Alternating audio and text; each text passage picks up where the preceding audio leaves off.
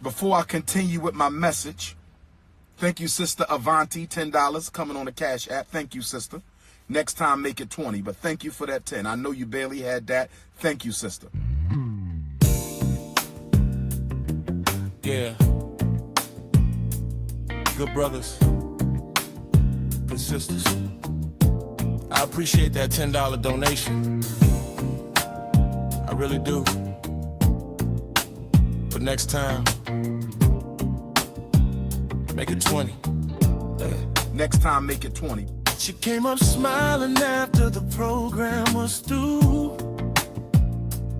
Said, brother, here's $10, I'm supporting you.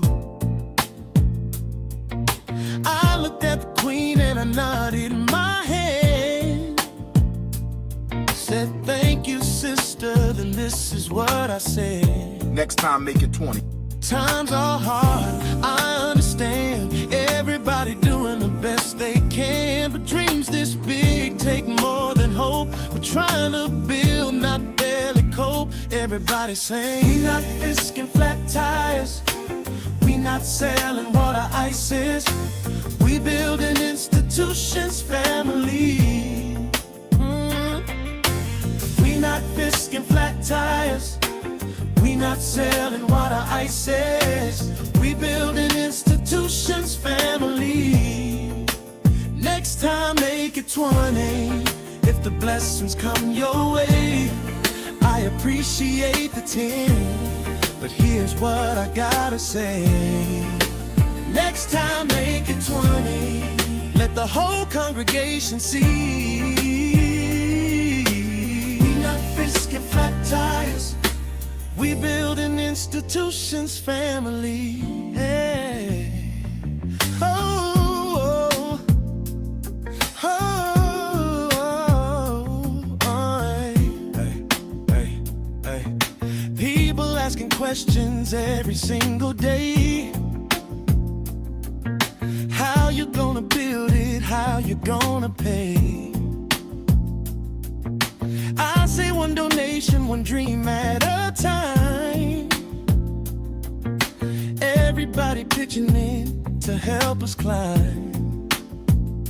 This ain't about quick fixes, this ain't about little gimmicks.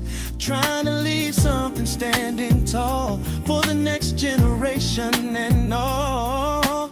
We not discing flat tires, we not selling water ices, we building institutions, family. Oh, we not discing flat tires, we not selling water ices, we building institutions, family. Next time, make it 20. If the blessings come your way, I appreciate the 10, but here's what I gotta say. Next time, make it 20. Let the whole congregation see. We not fisking flat tires, we building institutions, family. Institution builders, yeah. Institution builders, yeah. What we doing? Building institutions, family. What we not doing? We not fisking flat tires. What else? Ooh. We not selling water ices. One more time. One more time. We doing it. We building institutions, family. Now everybody clap your hands. Left side sing. We not fisking flat tires. Right side sing. Right side sing. Everybody together, we building institutions, family. Next time, make it 20. When prosperity comes through, I appreciate the 10, and I appreciate you too, yeah. Next time, make it 20. That's the message for today, yeah. We building institutions, family, and we're doing it all the way. We not fisking flat tires, we not selling water ices, We building institutions, family. Yeah. We not fisking flat tires.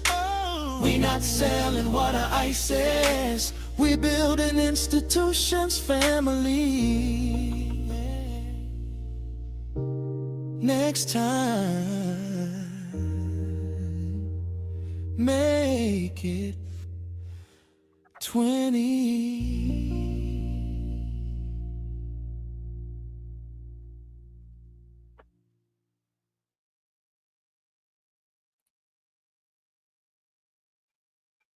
Did we do it for y'all? Did we do it for y'all? Shout out to Black Mario. Yeah, we had to put a little something together for the little sedity, and it works. It works. Thank you guys so much for tuning on in. We got a lot to get into during this live stream, and I want to thank Black Mario for sending me the track, and it's awesome, and put some editing together. And there'll be other versions too, by the way. This is just the first version. Okay. All right. Thank you guys again for tuning on in. Today, we're going to pick up where we left off yesterday. And we have quite a bit to get into. I plan on live streaming tomorrow as well. I'm not sure about Thursday yet, but we'll see how things go. I also want to thank the mods too for handling business side of the chat room. And shout out to everyone inside of the chat room. And also thank you all for all of your support.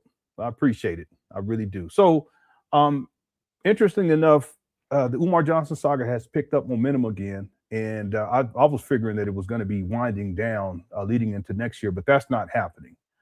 At least it doesn't appear to be.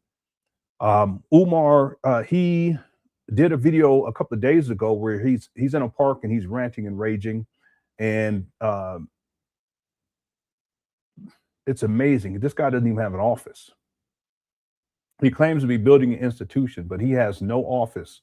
And he's been at this for such a very long time. It's incredible. And he still asks for money. So what we'll do today is we're going to finish up with the video that we started where he's in a park ranting. And then there's a video, someone had asked yesterday for me to play from 2014, the St. Paul's video that Umar Johnson did. I have that queued up as well.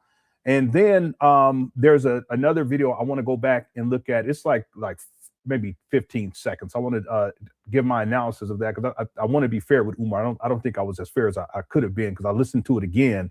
And I just want to make sure that I'm actual and factual and I'm fair. So that's going to be the plan for today. And then if we get through the video, the main video today, tomorrow we'll pick up with Umar. He was on Father David's radio show a couple of days ago, and I've already edited that down. So we'll get into that one tomorrow. Okay. Assuming that we'll get to everything in the main video today. Okay. Thank you guys again for tuning on in. I hope y'all enjoyed the intro. And again, that's just the first version. There'll be more versions as we progress. Thank you guys again.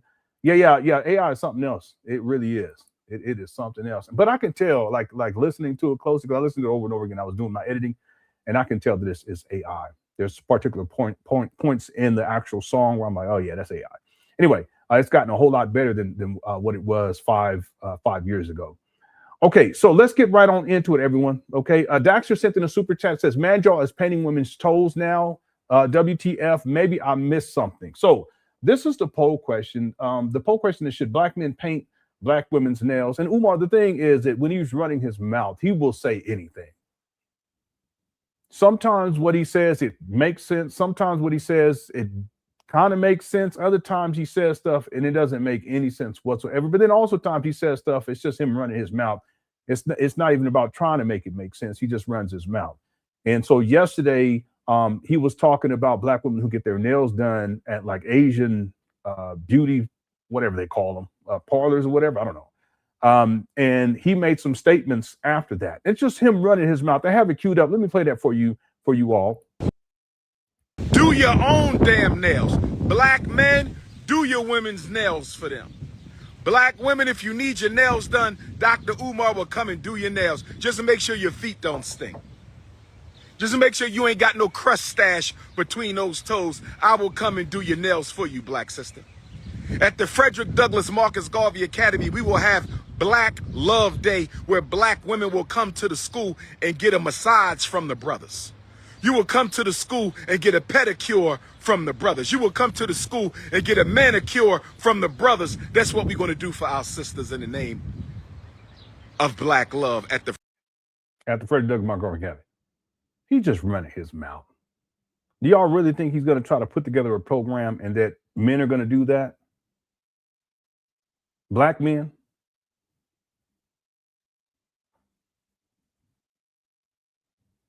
He just be running his mouth. So the poll question is, should black men paint black women's nails?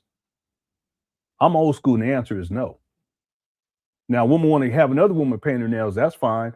Or if a woman want to go to a nail salon, that's what it's called, and get them painted, that's fine too. And if there's a male there that'll paint them, that's fine too, because that's business. But Umar, he's just running his mouth. Okay, I'm old school. I know it's different in 2026, but no, that's my answer. So get your vote in on that poll question. Should black men paint black women's nails? 76% said no, 24% said yes. Get your vote in during this live stream. Okay. All right. Thanks, Daxter, for the super chat. Let's get right on into it, everyone. Let's pick up where we left off yesterday. And here we go. Do your women's black women if you need. Oh, here it is. Here it is. It's called the Academy. And then we'll have Black Love Day for the brothers, where the sisters will give the brothers a massage and cook. Yeah, I mean, this is supposed to be a school, not a brothel. So cut it out. Let me go to 20. We're at the 21. To open up the bodegas in your neighborhood. To open up the funky. We're at the 21-minute mark. So are you motivated out of love of your people, or are you motivated out of anger because you want to be part of the white man's system? Are you motivated? Yeah, FDMG Nail Salon. He's always talking about stuff that has nothing to do with children associated with these abandoned buildings that he calls a school. It's always like him trying to figure out a way to get paddling the women, and you know, he's going to have these secretaries and they need to behave. And if they don't behave, then, I mean, it's just a freak off type talk with this guy. So yeah, now it's going to be FDMG Nail Salon, allegedly. All right. Thanks, Derek. Let's keep going. Here we go. Because you love your people, or are you motivated by anger because the white man won't give you a seat at his table? What is motivating you, brothers and sisters? I don't want to work with those motivated by anger. I don't want to work with those motivated by anger because the white man won't treat them right. I don't want to work with them. I want to work with the ones motivated by love to see they he's not working with anyone, but he's the one that's, doesn't he seem angry? People free. That's who I want to work with. I want to work with the ones motivated by love. If you motivated by love of your people, if you are outside that courthouse in Texas, and shout out to all the brothers and sisters who are outside that courthouse in Texas, standing in solidarity with our brother Carmelo Anthony. If you are out there, I salute you. If you are at that gas station where brother Cyrus lost his life, I salute. Okay, why aren't you down there then? Salute you. Yeah, he is. He's looking mangy, but I told people he was going to get that money coming through from his donors when he showed the abandoned buildings and said that everything was done for like the third time this year, fifth time all together. That's the fifth time he's made this announcement, going all the way back to 2023.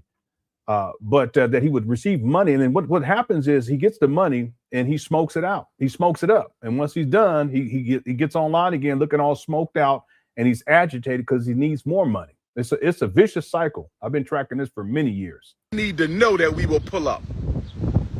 They need to know that we will pull up. But are you motivated out of anger or love? Are you motivated by love for Cyrus, love for Carmelo, or are you motivated out of anger for being mistreated? Because if you're motivated out of an anger for being mistreated, that means you still want in the system. What are you talking about? And why are you saying, what are you talking about? Who's been mistreated? What are you talking about? If you motivated out of anger for being mistreated, you still want to be a part of the system. But if you motivated by love. He's so angry talking about if he's motivated by love. If you motivated by love, that means not loving white folks. I said loving your people. He getting mad. Are you motivated by loving your people? I didn't say nothing about loving your enemy. I did not say that. I said, are you motivated by a love for your people? Because if you motivated by a love for your people, you will dig in your pocket and you will start building. See, Brother Cyrus would have... See, dig in your pocket and start building. See, money. See that? That's what he associates with building, is getting money from black people. never been in that supermarket if we had our own. Let me say it again. Okay, I don't think it was a supermarket too, by the way. Is he talking about some other situation? Brother Cyrus would have never been in that gas station if black people would have Yeah, it was a gas station. had their own damn gas station. Not necessarily. What are you talking about? Just because black people have their own gas stations, I'm sure there's a few that probably do. That doesn't mean that they're not going to go to another gas station. Whatever. Let me say it one more time. Let me say it again.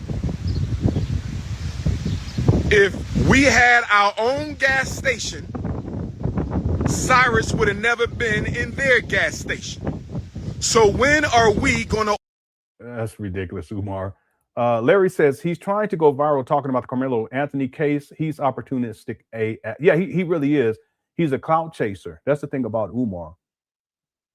Any hot button topic, he jumps on it and runs his mouth. I talked about this yesterday. Remember, there was a case down in Florida where this boy he had some behavioral issues, and the teacher took away his, I was going to say Game Boy. I can't remember what it was. Nintendo Twitch or something, snitch, whatever. Nintendo Snitch, and took it away. And the boy got really upset and knocked the teacher or the assistant out. Could have killed the. I mean, it was horrible. Anyway, that he went to trial for that, and Umar went down there, and he took a picture with the boy's mother. The boy is black, but the mother adopted him, and the mother's white. So that's just Umar clout chasing. That's what he does. So same thing here. Umar, Nintendo Snitch, Nintendo Switch. They got the Nintendo Switch. Yeah, Nintendo Switch. Yeah, they got the Nintendo Switch 2 out. And it came out a couple months, maybe about 6 months ago. Anyway, so yeah, that's what Umar Johnson does, and he's doing that with this case here. And Umar always tries to incite heavy emotions in people surrounding these hot button topics that are often racialized. And so he'll clout chase off of those. Now, notice Umar's he's not protesting. He's not there. He's not in the courtroom. He's not doing any of that.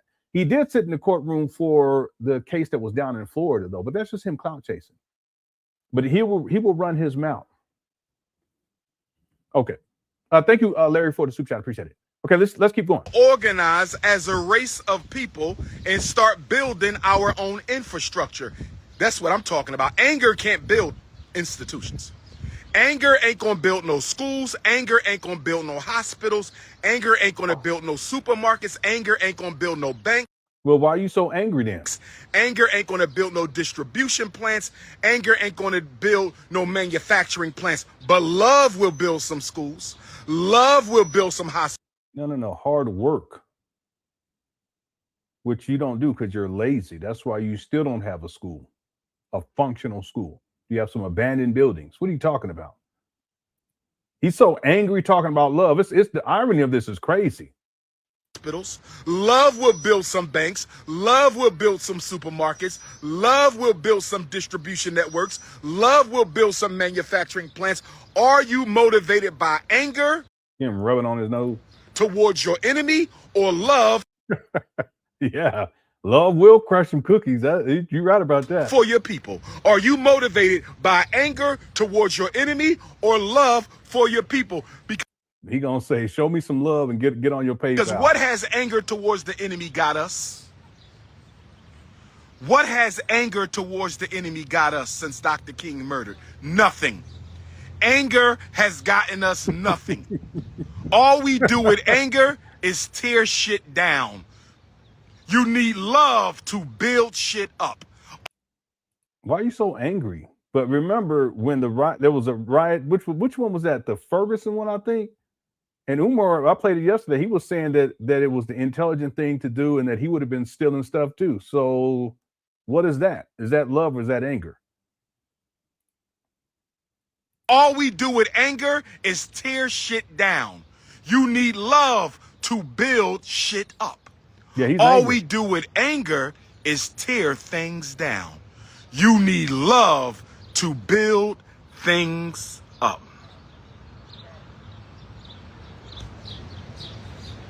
I'm not going to get into Uncle Shay Shay's business. I'm not going to get into Uncle Shay Shay's business. I'm going to tell you this, though. I don't support Zesty Nation.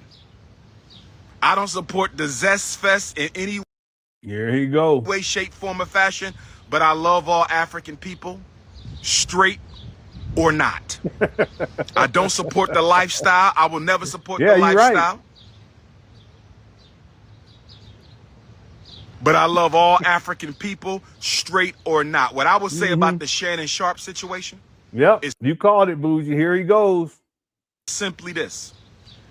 If Yeah. his ex-stylist, allegedly, if Uncle Shay Shay's ex-stylist, allegedly, exposed his text messages, allegedly, videos, or any type of down low homo activity, Here he go.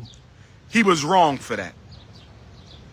Gay or straight, you have no business exposing anybody's personal sexual business. I think that was wrong. I think that was wrong. That was wrong as hell. Be who you are. Now, to my knowledge, Uncle Shay Shay is a heterosexual male. To my knowledge. And whatever he is, ain't none of my damn business as long as he don't bring it to me or to Here the you community or to the children. But if his ex-stylist leaked his pictures and videos, that was wrong. That's grounds for an ass whipping right there. What are you talking about? But Uncle Shay Shay got too much to lose. That's ground for an ass whipping. Now, let me say this to the Jamaican government one time. He all over the place. What is this topic? Jamaica, exactly? I'm talking on behalf of my Jamaican African brothers and sisters right now. I'm talking on behalf of my Jamaican African brothers and sisters right now. Where all my Jamaican Africans at? Where all my Jamaican... Lil Sex says he looks like Mufasa, which makes sense because he's the Lion King. He really is. He really. What in the world? See him trying to get this white lady in the picture. Here he go. Here he go. That Mufasa, he got that jungle fever. See this? Umar, he trying to get some extra little video, you know. Yeah, he's Mufasa, all right. He got that snow bunny love. Don't make me play it. I ain't gonna play it. Yeah, he is. He's the Lion King. He be lying. But I just paused it right there, and I didn't notice, but he wanted to get that white woman in the shot. Thanks, Lil Sut. Let me see if he purposely does it. He probably does. And whatever he is, ain't none of my damn business as long as he don't bring it to me or to the community or to the children. But if his ex-stylist leaked his pictures and videos, that was wrong. That's grounds for an ass whipping right there. But Uncle Shay Shay got too much to lose. That's ground for an ass whipping. Now, let me say this to the Jamaican government one time. Jamaica, I'm talking on behalf of my Jamaican African brothers and sisters right now. I'm talking on behalf of my Jamaican African brothers and sisters right now. Where all my Jamaican Africans at? Where all my Jamaican Yeah, he did that on purpose. Africans Look. at one time? Jamaican Americans, island Jamaicans. I want to say this. Umar over here bunny hopping. Umar, you need to stop with the bunny hopping, okay? Miss Honey says, Lenon, have a few other Uncle Nancy AI videos. Can you play it, please? I only have two. I played one of them. Here's the other one. It's a longer version. Be who you are. This message is for you, Big Papa. Man, this AI stuff is crazy. Be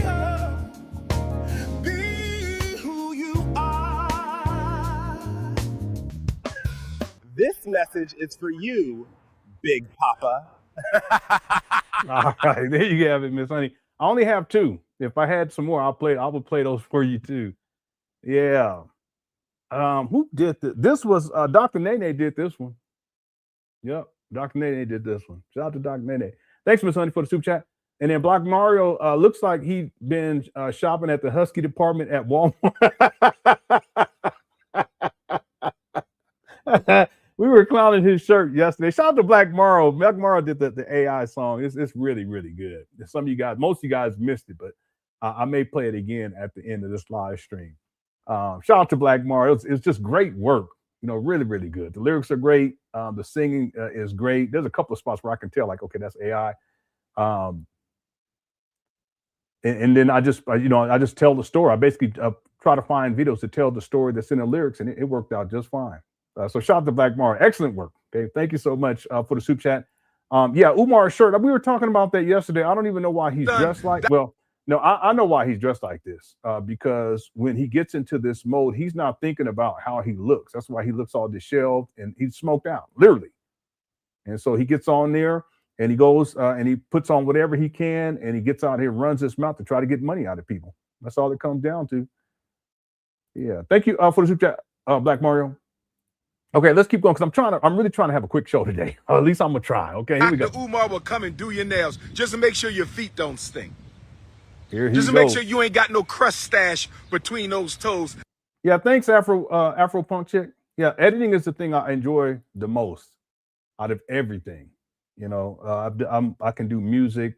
I enjoy writing too, whether that is script writing or for like the documentary. But editing is my favorite. And research, I enjoy research too, but editing, that's my, if there was one thing that I could do for the rest of my life as a professional, that would be it. I enjoy it so much. And the time goes by so quickly.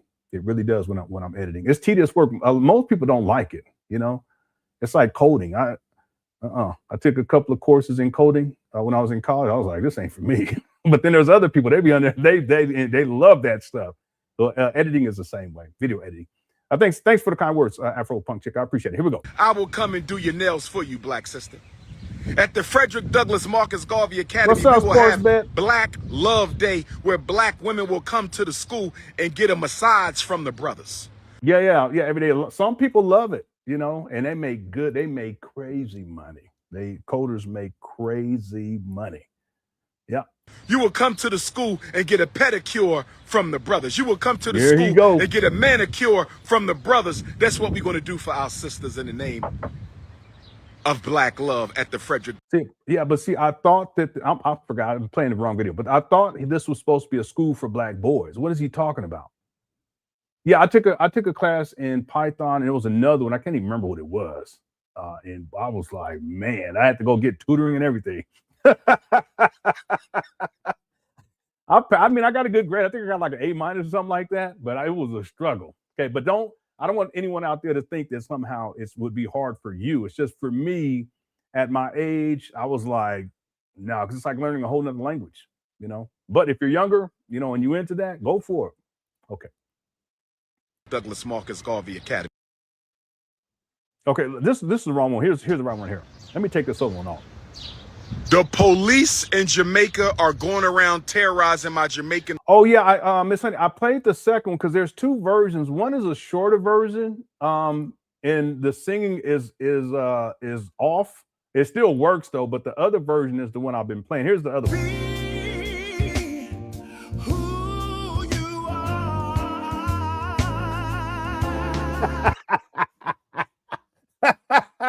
Uncle Nancy was struggling on that one run at the end. Watch.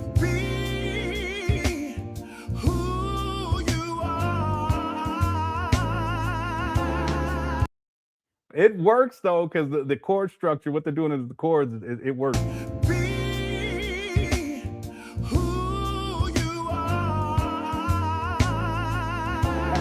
It actually works though. Now I'm listening to what's going on harmonically in the keyboard part.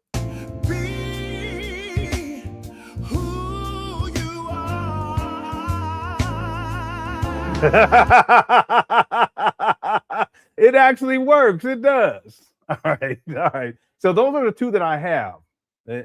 And Dr. Nathan was the one that sent me these. I didn't want to play them at first, but I ended up playing now. Be who you are. Now I'm going to have to figure out a way to incorporate this into the next time, make it 20. See, the thing is, what I want to do is to do a whole album under Scam Records.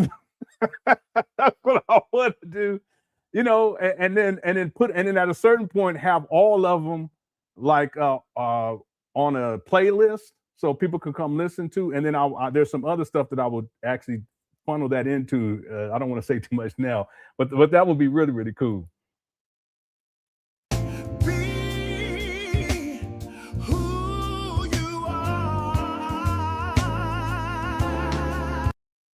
Yeah, that keyboard is getting it in. Okay, we got both off. Let's go. And sisters, and it needs to stop. I'm putting the Jamaican prime minister and president on blast. I do not like the terrorism. No, I can't do the California Love. I actually have two videos of Umar doing California Love. One where he's doing it without the music in the background, and then I also have one where he's in a club and he's doing it with the music in the background. Jamaican Africans are facing in Jamaica. I'm speaking up as Garveyite number one. I'm speaking up as Garveyite number one. The brutality and the murder by the Jamaican police in Jamaica needs to stop. It is wrong, and it is unjustifiable, and it is unfair. And at the same time, while y'all terrorizing and brutalizing my Jamaican African brothers and sisters on the powerful island of Jamaica, while the Jamaican government is sanctioning the brutality the scamadors, yeah, law-abiding Jamaicans in Jamaica, y'all turning a blind eye to the exploitation and racism in Jamaica practiced by East Asians and South Asians. Make it make sense. I'm trying to understand how you got a China. Dang, that lady is still there? That can't be right. She ain't been saying that. Why they wouldn't be saying it that whole time? Maybe I'm mixing up videos. Let me see. There's no way that she was there that long. Yeah, no, there's no way. Because if she was there that long, that means she's listening in on Umar. Let me just see one time.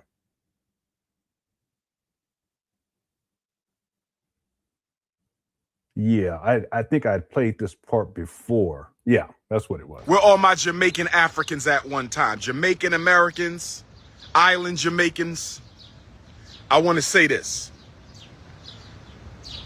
The police in Jamaica are going around terrorizing my Jamaican brothers and sisters, and it needs to stop. She is. I'm putting the Jamaican prime minister and president on blast. I do not like the terrorism Jamaican Africans are facing.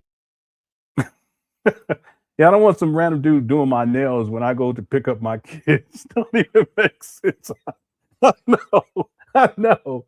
And people who do nails, they're professionals. They're like licensed and stuff. But Umar, he's saying random dude. He just get any old random dude to come do the women's nails for some reason. Anyway. In Jamaica, I'm speaking up as Garveyite number one. I'm speaking up as Garveyite number one. The brutality and the murder by the Jamaican police in Jamaica needs to stop. It is wrong, and it is unjustifiable, and it is unfair. Okay, here we go. And at the same time, while y'all terrorizing and brutalizing my Jamaican African brothers and sisters on the powerful island of Jamaica, while the Jamaican government is sanctioning the brutality of law-abiding Jamaicans. Yeah, real quick. If Umar's Garveyite number one, who's Garveyite number two? Great question, Derek. I don't know. In Jamaica, y'all turning a blind eye to the exploitation and racism in Jamaica practiced by East Asians and South Asians. Make it make sense.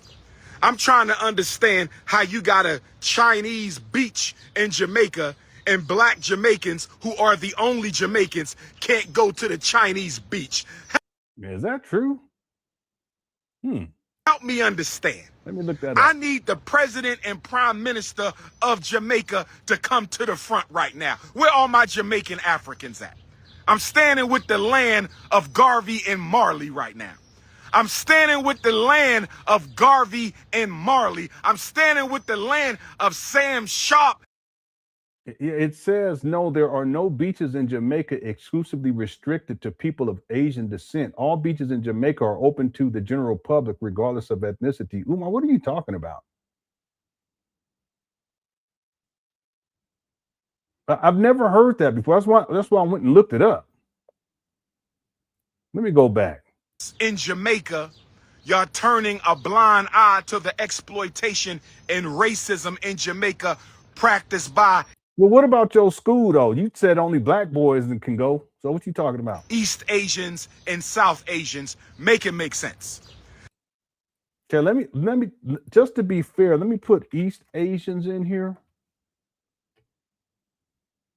No, there is no beach resort in Jamaica restricted exclusively to East Asians. Jamaica law and tourism guidelines prohibit racial segregation or restrictions on public and private beaches, public and private.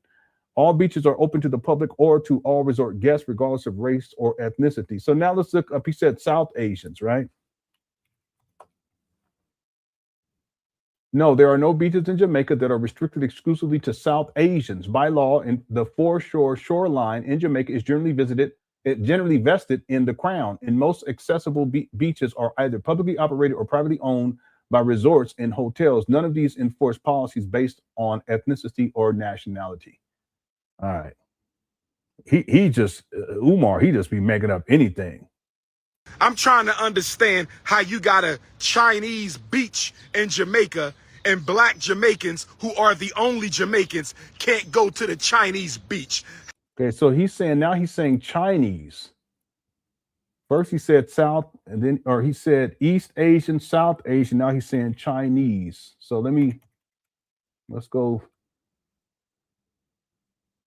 No, there is no beach in Jamaica where only Chinese people can go. All beaches in the country are open to the general public, including local and international tourists. Man. Help me understand. I need the president and prime minister of Jamaica to come to the front right now. Where are my Jamaican Africans at? I'm standing with the land of Garvey and Marley right now. I'm standing with the... Okay, Brandon says, so there are beaches in Jamaica that they're discouraging locals to go to. They feel like there's a push to privatize more beaches there. Okay, I see what you're saying. Yeah, I see what you're saying.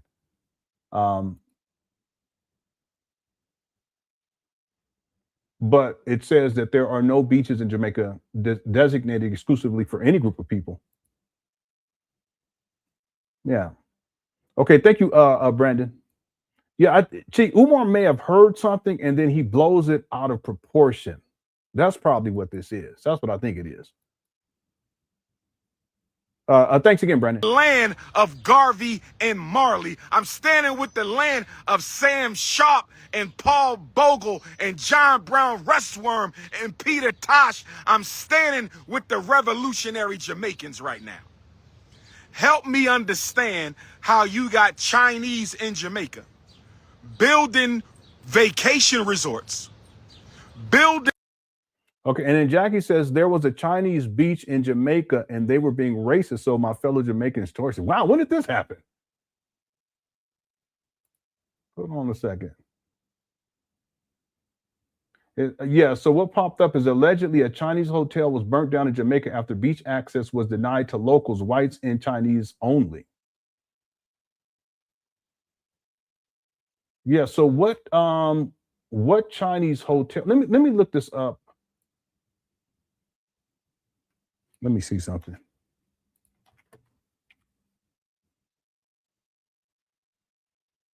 Yeah, it says this is a baseless rumor. There is no record or credible news report of a Chinese-owned hotel being burnt down in Jamaica due to a disruptive dispute over guest policies. This claim stems from viral fabricated content circulating on social media platforms. Yeah, so is there any video evidence of this hotel being, and I don't see any.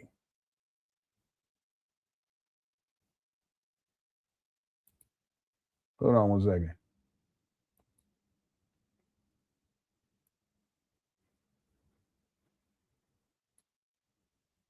There is some video of, well, it's far away. You can't see it, but something's on fire. And then there's another video, but this is a different, clearly it's a different location and something's on fire. That's the same video.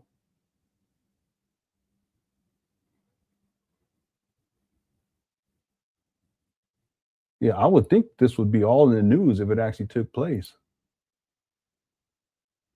Okay. Thanks, Jackie. Yeah, of course. But the thing is, I'm looking, I don't see any video footage at all. Here's another, let's see what this shows. Yeah, I saw this video before.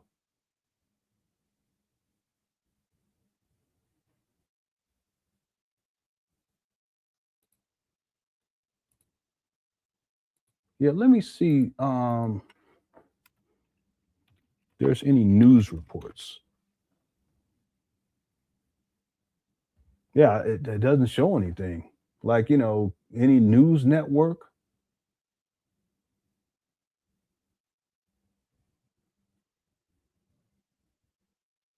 Yeah, if anyone has any news reports on this, if you can email it to me. Here's something from the New York Times, but this is from like 1990. Yeah, this is old.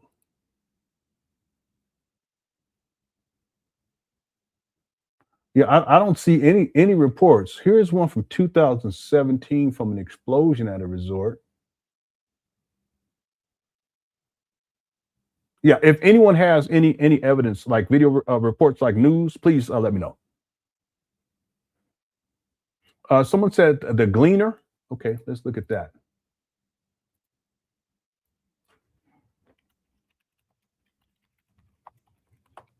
Looks like it's a newspaper.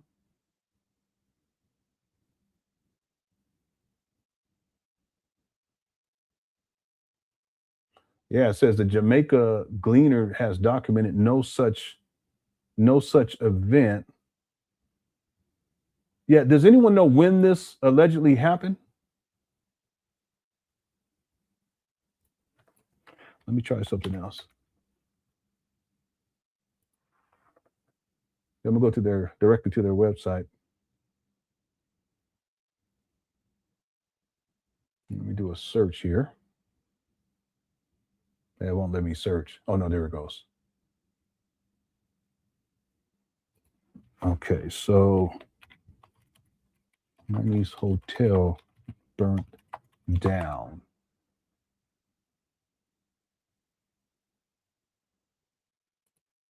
Yeah, nothing's coming. I don't think the website's working properly though, because when you click on, yeah, it redirects you for some reason.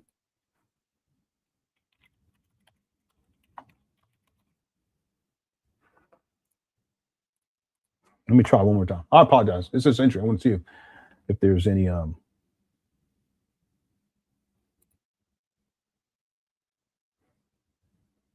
yeah, I don't see any written articles on this.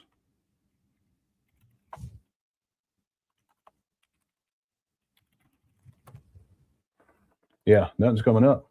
All right. I apologize. I just want to see what I could find. Okay. Miss Honey says, what does the beach reference have to do with FDMG? Yeah, it doesn't have anything to do with it. Again, I couldn't find any source material about this story, but Umar's I don't know why Umar's even bringing it up. I don't know. Yeah, I have no, I can't even answer that. That's why I'm wondering, like, what is he really getting at here? He's all over the place. Thanks, Miss Honey. Seth says, Ecomouse, Star Daily News, and Gleaner. Why is Ecomouse on there, though? Let me try Star Daily News. I used to love me some Ecomouse back in the day.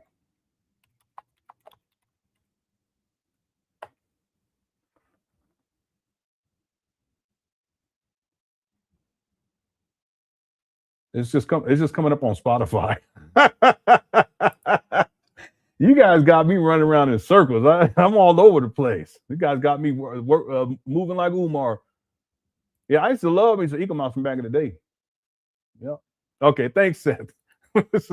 I can tell there's like a lot of people from the different islands in the chat room. shout out to the island folk up in here, okay? My wife is an island gal. Someone said pink wall. Okay, I'll try pink wall, and after that, if I don't find it, then we're moving on. Pink wall.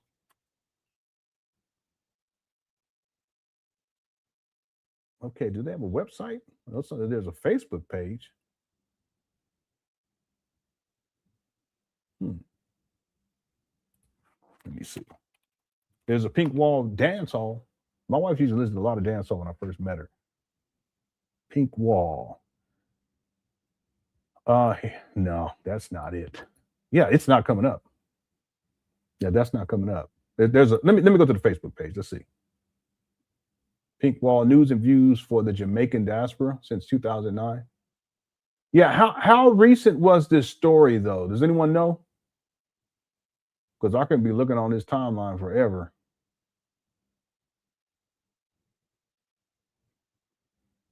Okay, yeah, I don't see anything. Anyway, okay, thanks, Seth, for the super chat. Okay, let's get back going, everybody. Here we go. In their own beach, and black Jamaicans who are the only Jamaicans. Ain't no such thing as no Chinese Jamaican. He said a Chinese Jamaican. Okay. Ain't no Arab Jamaican. Ain't none of that. Okay, the only it happened Jamaican 4 years ago. Why, if it happened 4 years ago, why is Umar talking about it now? I don't get it. I said only females' nails I would paint on my baby girls and wife if asked. Yeah, I mean, if my daughters asked, probably. But the idea of me painting some women's nails at FDMG and no, that's too far. That ain't happening. That is not happening. Shout out to Kogo. Is a black Jamaican. Period. Period. So how you got? Yeah, it is. She used to listen to this lady. I think her name was not Patois. It was something. I want to say Patois, but that's not what the lady's name was. Patera or something like that. The dance hall. Patra, that's what it was. Patra. I'm so sorry by the chat room. I am so sorry. I don't know what I was talking about. Patra, something like that. Patty LaBelle, I don't know. I have no idea. It was something like that. Yeah, it was Patra. That's who it was. My wife used to listen to her a lot back in the day. Yeah. I'm so goofy. All right. I do. It's true. I'll be messing it all up. Man, Umar, boy, he looking smoked out bad. Y'all see this picture? Look at this guy. I mean, if you, let's say, okay, I was going to use a pantry, but not everybody has a pantry. Let's say it was late at night and it was you were in a room, but the light was off, and you opened up the closet and something like this was looking back at you. You would be shook. Look at this guy. Look at him. He looked like he about to gnaw on some wood or something. You know, because crazy people, they. The Chinese in Jamaica with their own beach. My son be saying that. Dad, you jump scared me. I said, what did I do? It's a jump scare. I said, what does that mean? I don't even know what that means. A vacation resort in a black island. What's up, Sequoia? And they telling black people, my Jamaican brothers and sisters, can't go to the Chinese beach in Jamaica. But Umar, you're blaming the whole certificate of occupancy on a Jamaican immigrant. So what are you talking about? And you lying too. Make it make sense. You got the Arabs and the Chinese building their own heaven in Jamaica. You got the Chinese and the Arabs building their own heaven in Jamaica. He had to get that white woman on the camera again. You see? Why he over there? Nerve to let these foreigners come into a black kingdom of Jamaica. It's a kingdom? The home, I thought it's under the crown, isn't it? the birth home. I don't know. So let me shut up. I'll just be running my mouth. Look at this guy.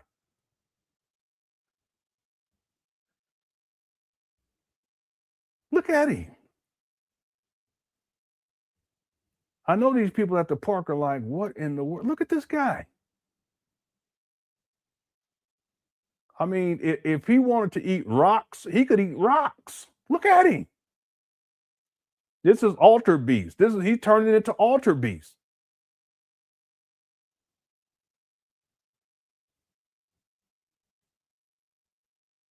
Of bookmen who started the Haitian Revolution. Bookman, wasn't he in that one show? What was it? Good Times? What you know? We talking. Yeah, this guy, he's just tweaking right now. But I want to see when he tried to get that another white woman on the camera. Let me see.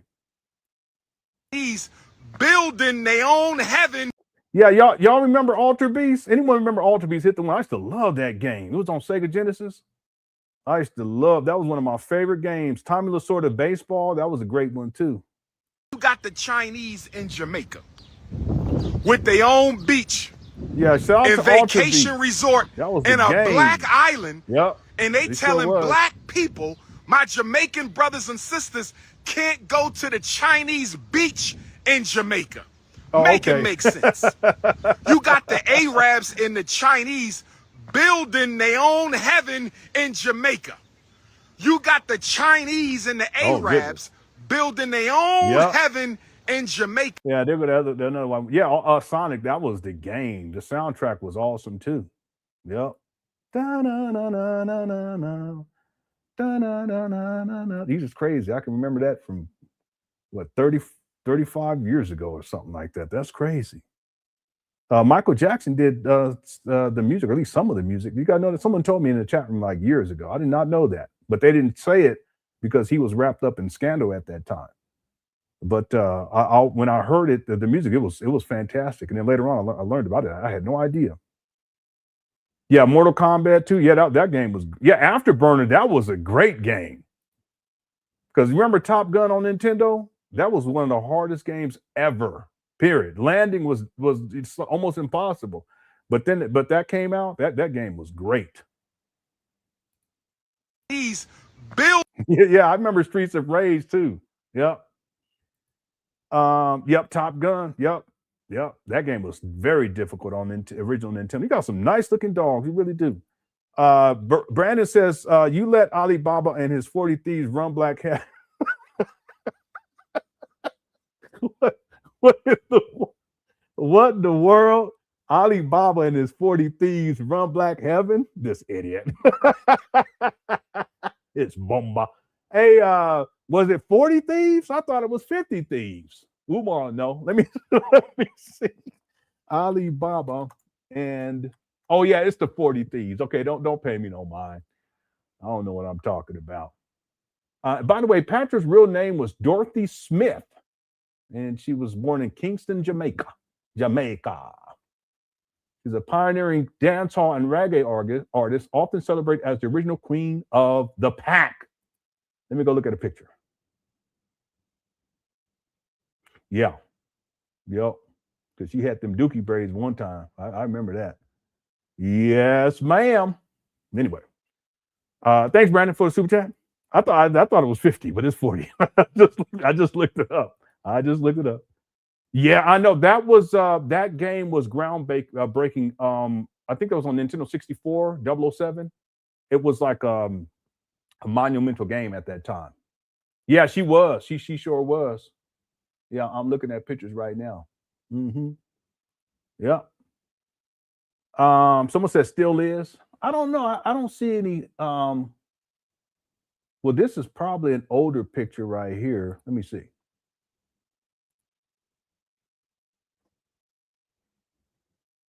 Yeah. Mm-hmm. Yeah, she probably can make what them patties called? I'm sorry. What are those patties? Anybody remember what those patties? She looked like she could make them in patties. All right, let's move on. Yeah, Golden Eye. That's what it was called. Yep. Okay. yeah, but I don't eat meat. So what they gotta have the veggie patty. That's what it was.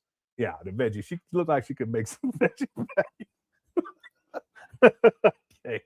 All right, let's get back. beef patty man.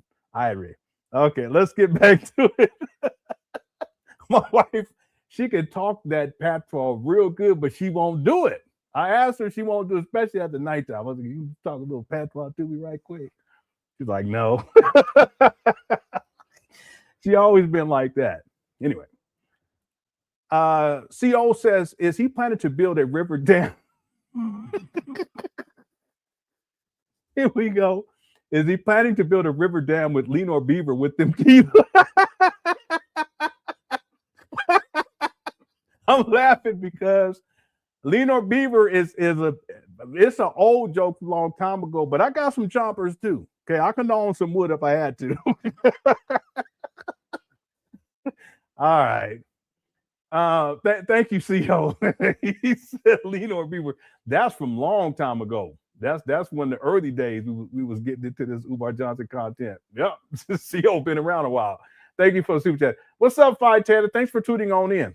Welcome. Okay, let's get back to it. Here we go. Building their own heaven in Jamaica. You got the Chinese and the Arabs building their own heaven in Jamaica, and you got a nerve. You got the nerve. Yeah, she is fine. I'm looking at an old a picture from back in the day.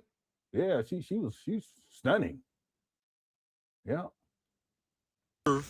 To let these foreigners come into a black kingdom of Jamaica.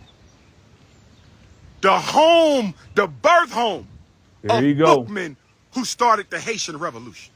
Bookman? We're talking the Maroon.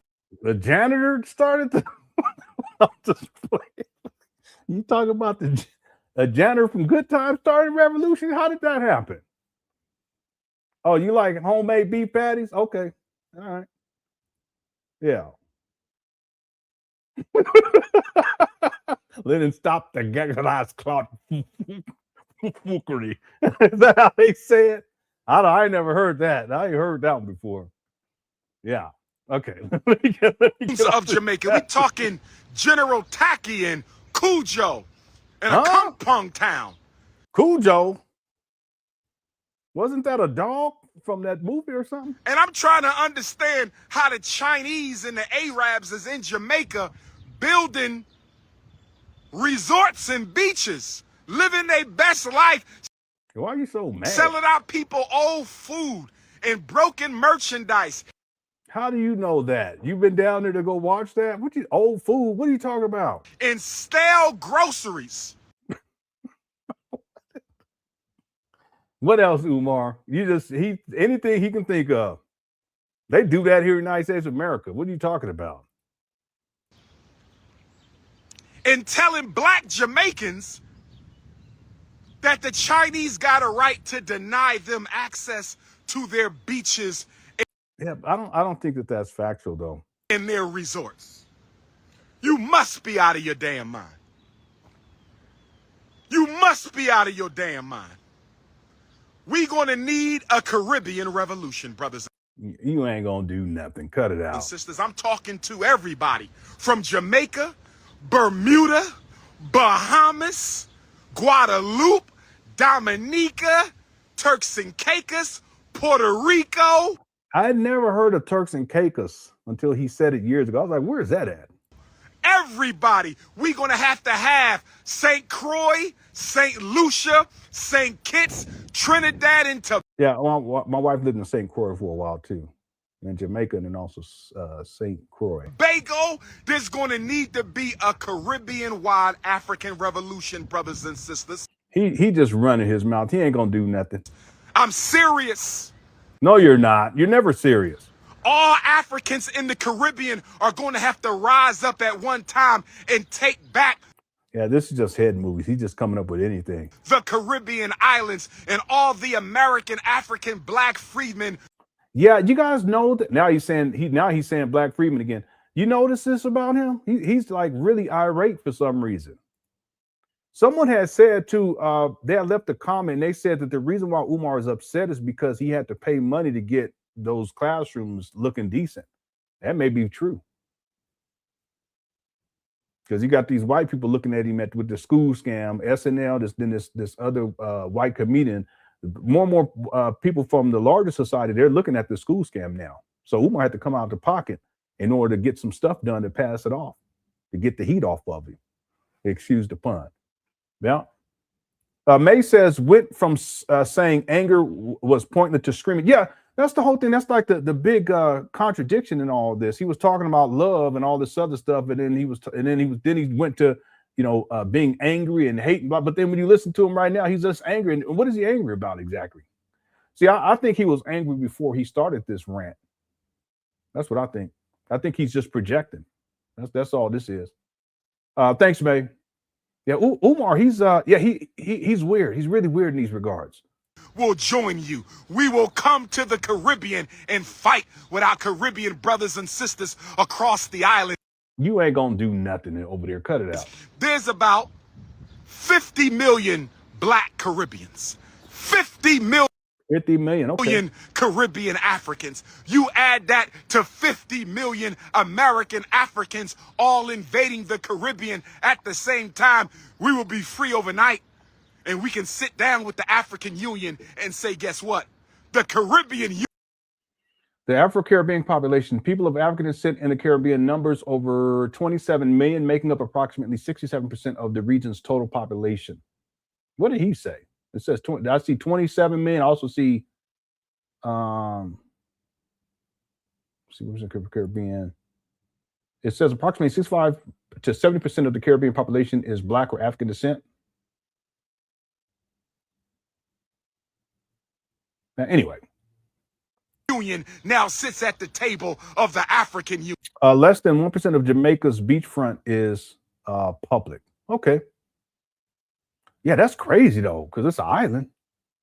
But like people were saying, it's like resorts. So, they buy up the property, they put resorts on there, and it becomes a private beach. But from what it says online, they can't discriminate based upon race, even on the private beaches.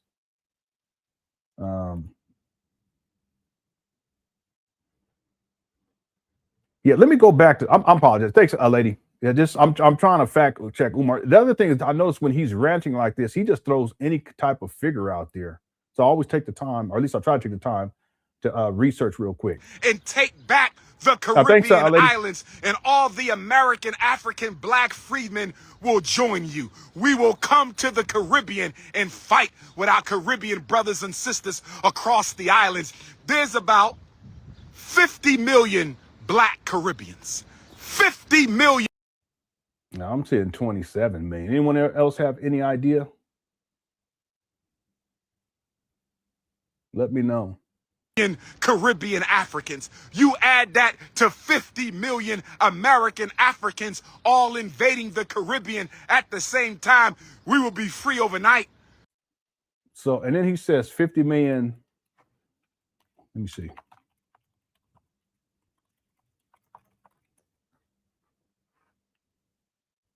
Uh, 48.3. So he's close on that one. All right. And we can sit down with the African Union and say, guess what? The Caribbean Union now sits at the table of the African Union. Yeah, the Caribbean Union. We need a revolutionary Pan Africanist Caribbean Union that is not run by black bourgeoisies and black capitalists. And then we got to add our South American. Why do you have to yell? It's so unnecessary. Africans here. We need Brazil at the table. We need Suriname at the table. We need Guyana at the. Here he go, roll call. He just be going off. Says all pro-blacks are lackluster historians and lecturers with no artifacts or no aircraft, no aircraft carriers, submarines, or space stations. Seth always got to take it to the extreme. Okay, These pro-blacks, they ain't got no aircraft carriers, no submarines or space stations. Like, all right, okay.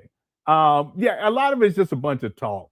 You know, what do they call that? They call that ghetto scholarship. Umar claims to be a scholar, but he's not a scholar. All right, he's not a historian either. And he ain't got no aircraft carrier, no submarine, or any space stations. That's for sure. Okay, thank you, Seth. How you come up with the space station? All right, let's go. Table, and then we got to go to our Central American Africans and get Panama at the table, and Costa Rica. Okay, what else over there? Come on. At the table. What about Chile? And then we're going to go to Australia and get our Aboriginal. Oh, you're going to go to Africa? Are you going to go to Australia too? Okay. Australian Africans to the table. And then we're going to get to Canada and get our Toronto Africans and our Montreal Africans to the table.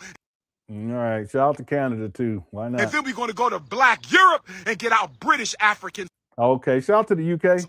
To the table. I'll be there August 1st for the reparations march. We're going to get our British Africans, our French Africans, our Scottish Africans. Scottish Africans too? All right. That's right. Our Dutch Africans. And then we're going to go. Dutch? What is Dutch too? Isn't that Norway? I don't know. To Asia and get all the Aboriginal. No, Norway is Norwegian, so. Africans of Asia to the table. And then we're going to come to the United States and get the Texas Pan-African. Yeah, here you go. You got to get the roll call. And the Pennsylvania Pan-African. There you go. In the California. Yeah, the Netherlands, right? Okay, yeah. You know me. I don't, what do they call that? Geography is not my strong suit. Okay, just to be clear. So, he said Welsh Africans, the Irish Africans. All right. I think I have some Irish in me as well, I think. Or is that my wife? I'm not sure. I can't remember. So, yeah, I'm a part Irish African. He's really desperate asking for Dutch Africans.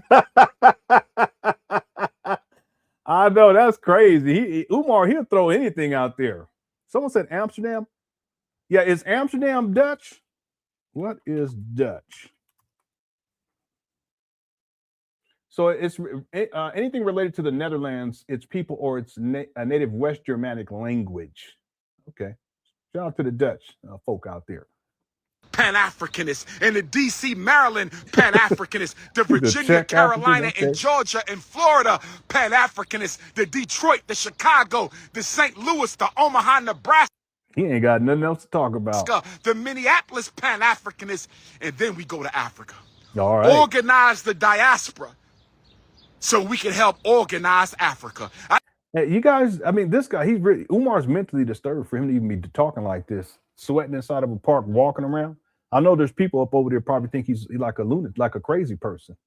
I shouldn't say it that way, but I'm sure there's people that see this guy is like, let's steer clear from this guy. JCSU said, imagine trying to just walk and you come across this dude screaming at his phone. That's what this guy, I was just saying. I mean, he has to, there's something wrong with him to go into public places like this and rant and rage.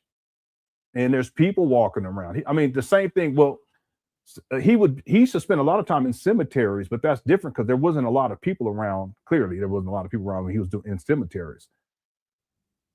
But we've seen him just like out on the street yelling and screaming, out in front of the abandoned buildings in Wilmington, yelling and screaming inside of here at this park. Now, if you're going to be at the park, he should have some decorum and you know, there's no need to yell. I don't get that. But again, right now he's manic in this video. He's angry.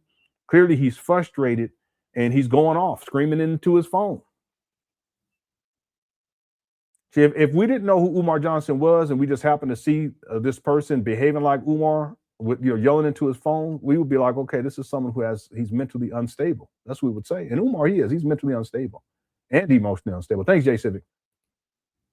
Okay, we're almost done with this video, so we're gonna have a quick show here. Here we go. I said organize the diaspora so we can help organize Africa. Brothers and sisters, listen. I'm coming to the Caribbean for a Caribbean-wide Pan-Africanist convention. He's making this up. I need to know Okay, if you're going there for that, where is it going to be held and what date? He's probably going to ask people to set it up for him. Do we have a black-owned meeting facility? Hit the one. See, that's the thing about Umar. He claims that he's the most requested and that he's doing all these things, but what he does is he comes up with stuff on the spot. He doesn't have a plan or anything like that. He gives it a name, and then he asks other people to put it together for him.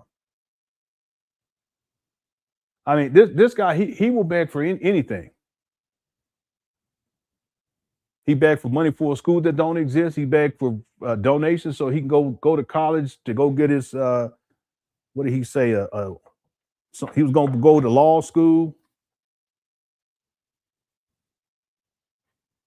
This guy, he'll beg for venues, but he's supposed to be the most requested.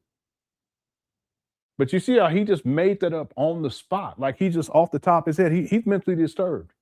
And he's talking as if it's going to happen, but it's not going to happen. He's done this so many times in my research. It's incredible.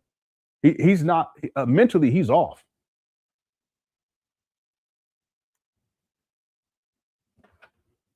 Yeah, James. He always does that. That's his favorite word is I need. I need this, I need that. We can put a list of all the stuff he said. What's up, guys, little princess? Yeah, he said going to law school and y'all gonna pay for it. That's what that's good. He's the most requested beggar. See, I knew it. As soon as he started running his mouth, I said, no, when is it gonna happen? Where is it gonna happen? Then he starts begging because he just made it up. Diaspora. So we can help organize Africa, brothers in Chicago, the St. Louis, the Omaha, Nebraska, the Minneapolis Pan Africanists, and then we go to Africa. Organize the diaspora so we can help organize Africa. I said organize the diaspora so we can help organize Africa, brothers and sisters. Listen, I'm coming to the Caribbean for a Caribbean-wide Pan-Africanist convention. I need to know, do we have a black-owned meeting facility in the Caribbean islands that can handle about 1,000 Africans? I don't care if I got to come to Jamaica. I don't care if I got to come. See, he don't have a venue. He don't even know what island it's going to be on. He just made it up. To Puerto Rico. I don't. Yeah. He asked for grit money one time too. He sure did. He said he wants y'all's grit money. He want the Christmas money. He want the grit money. He always asking for stuff. He says, I need this, I need that.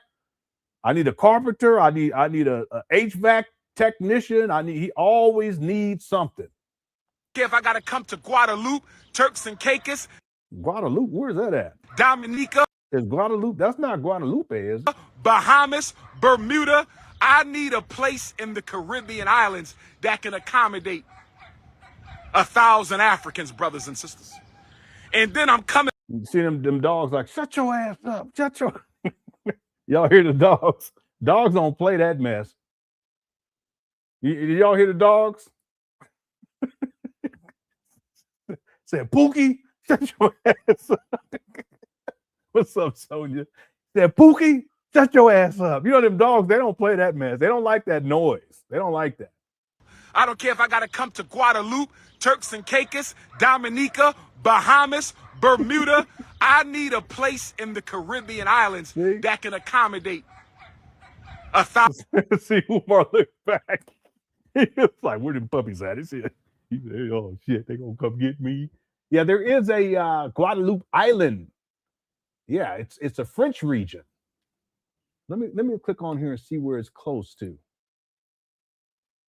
It's close to Antigua, Dominica.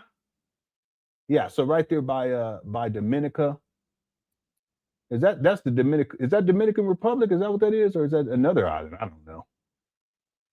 Montserrat is right there. Yeah, I don't know my islands. I don't know them at all. I know Jamaica though.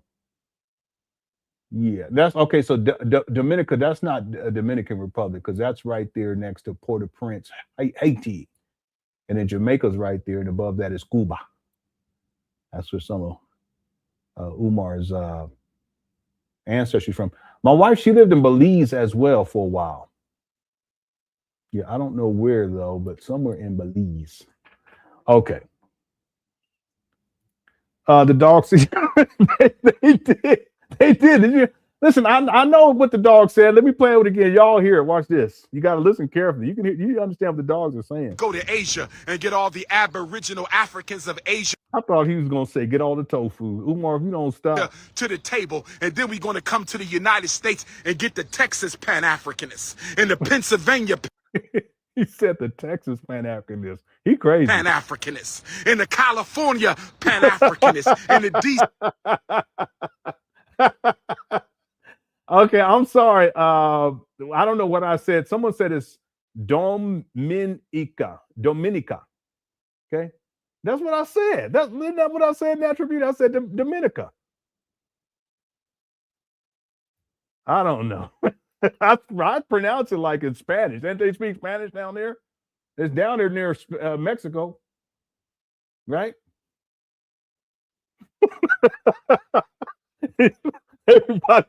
Everybody from the islands, they like, Lenon, he's so ignorant.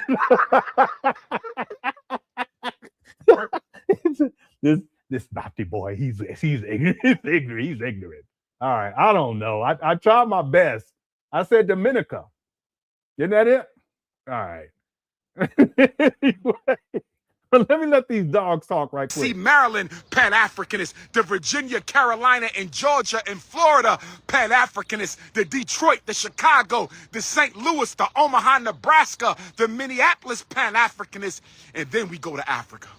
Organize the diaspora so we can help organize Africa. I said organize the diaspora so we can help organize Africa. Brothers and sisters, listen. Here he goes.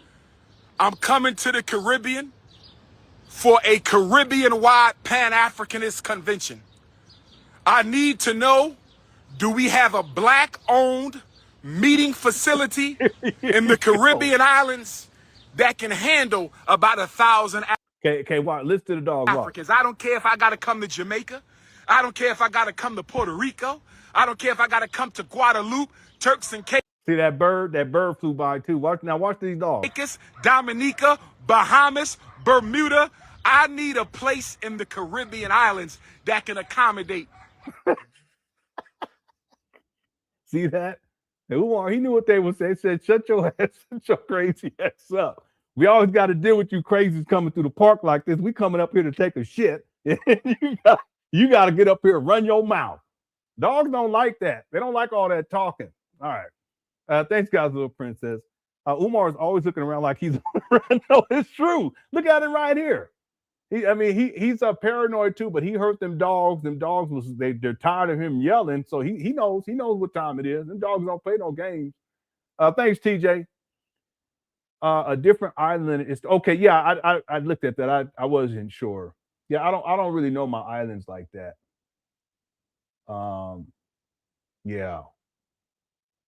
Yeah, I know Barbados because there was a song. Charlie Parker did a song called Barbados. And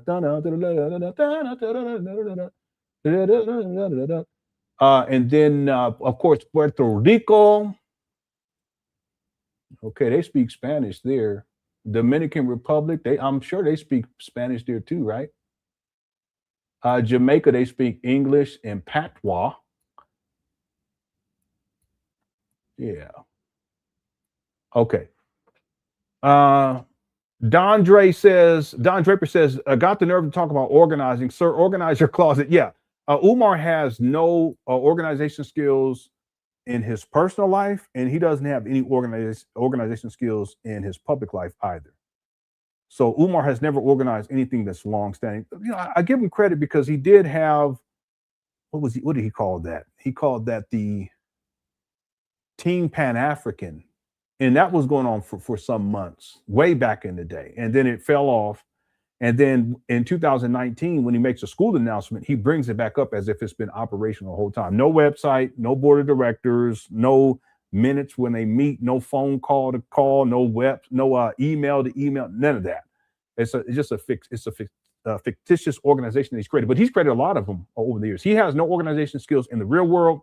And then in his personal life, clearly he's not organized. He's a hoarder, and he's literally a hoarder. And what he's done at these trap battles is at least part of these buildings up there, he's turned that into his own little hoarding facility.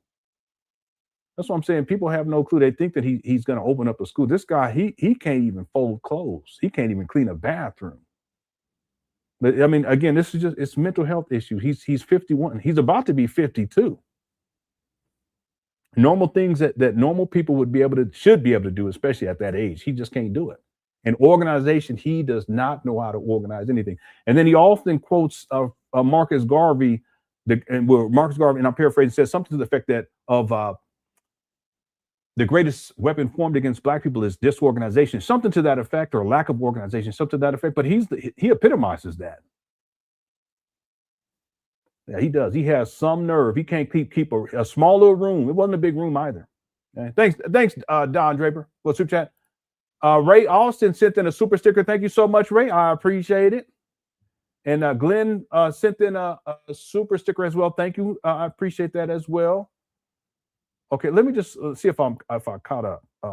And again, I was planning on having a short show because I got to get back to this documentary and get this editing, because I was, the time I've had, I was working on the show intro for today. I'll play it again at the end of this live stream, and shout out to Black Morrow. So I didn't get time to work on the document. I'm trying to make some headway on that. I do plan on taking some time off from work for the 4th of July too. So I'm trying to schedule it to where I take my PTO, and I should have close to 2 weeks off, and I'll make some serious headway then. But it just depends on how everything works out. Thank you, Glenn. TJ also says the brother just a con artist to the fullest. Yeah, even when he talks, it's part of the con, because he wants to pretend as if he's doing all these things, that he has these plans, but then he self-exposes. He self-snitches, because he says, if anyone has a venue, or if anyone has, I don't know what the island is going to be. Well, why are you bringing all this up? He's a con artist. He does that so much about simple things. I want to bring the thing up where today where he was talking about, and I actually have it. Matter of fact, let's do this now. Okay, let's take real quick. Let's do this now, because I want to be able to scratch this off my list. I have a whole list of things, and then tomorrow we'll get through this video. Tomorrow we'll go with the Father David interview, and I've already edited it down. We'll get into that one tomorrow. It's going to be crazy. But real quick, this is another example of Umar being a con artist, because what con artists tend to do is, and con artists is they take in people's confidence. But part of what they do is they promise things to people, and they have no intention of fulfilling those promises. So Umar, he's making this promise that he's going to have this conference down in I don't know what island. He doesn't even know what island, but he doesn't even have a plan for that. He just comes up with it. But that's part of the con. And Umar has a long history of that. Sometimes he says things that are just unnecessary, but he says it anyway. So I want to go back, because I want to be fair with Umar. This was Umar talking. He was being interviewed back in the day, and he was talking about, he was trying to justify his position as this expert, okay, when it comes to education. Listen to what Umar say right here. Who supports superintendents, principals, and teachers across the country. I've visited nearly every state and school districts in nearly every state, not just in America, but also England, the Caribbean, as well as in Africa. As someone who supports superintendents, principals, and teachers across the See, he's a con man. He's not even working at this time. So he's not supporting any of that. Listen what he says. And teachers across the country, principals and superintendents. Superintendents? What are you talking about? Superintendents, principals, and teachers.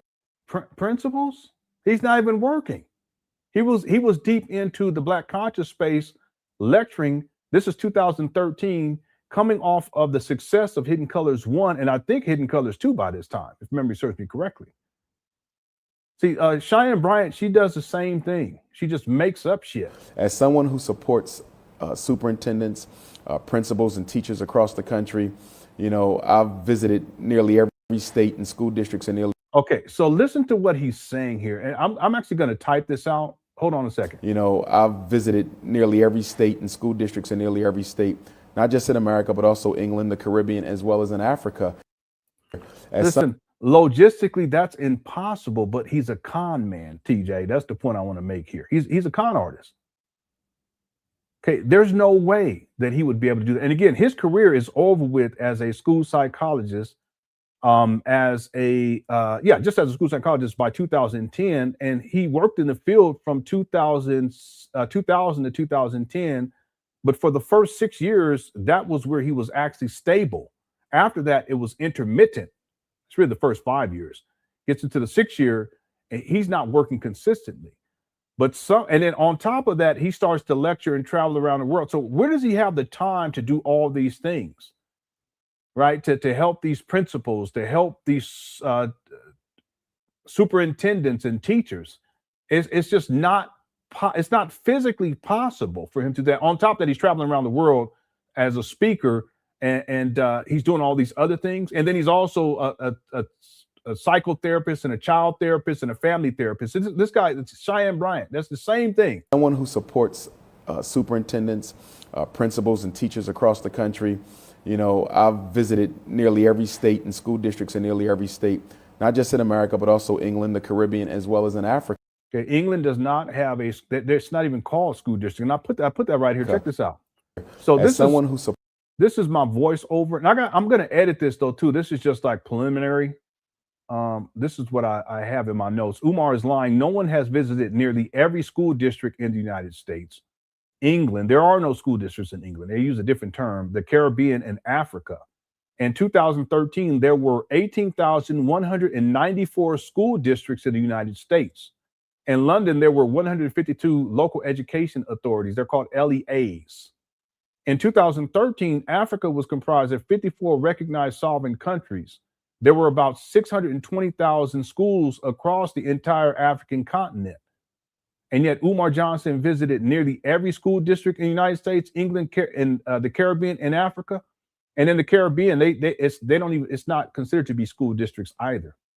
Okay, but I want to go back because I want to make sure that I accurately present what Umar is saying here. So let's do this and together. Teachers across the country. You know, I've visited nearly every state and school. Okay, so he says I've visited. I'm gonna type this out. Let me pull up my Word document. Yeah, I still use Word. My children, they're like, you don't use Google Docs? Because that's what they use at their school. He says I've visited nearly every, and then he stops. Because he caught himself because he was going to say something really, really crazy. Country, you know, I've teachers across the country, you know, I've visited nearly every state and school district. Nearly every state and school district. I've visited nearly every state and school districts in nearly every state. And school districts, he says S. Yeah, so districts, plural, in nearly every state. Someone said he's selling popcorn. Somebody said, I can't unsee the concession stand dress shirt. Yeah, he got on. Yeah, somebody said this. I think it was last week. They said that his match, the tie in the dress shirt. It's diabolical. I don't know what he was thinking style wise, but he out there on that one. You know, I've visited nearly every state and school districts in nearly every state, not just in America. In every state, not just in America. This guy is nuts. America, but also England, the Caribbean. And he lies so effortlessly, but also in England, the Caribbean,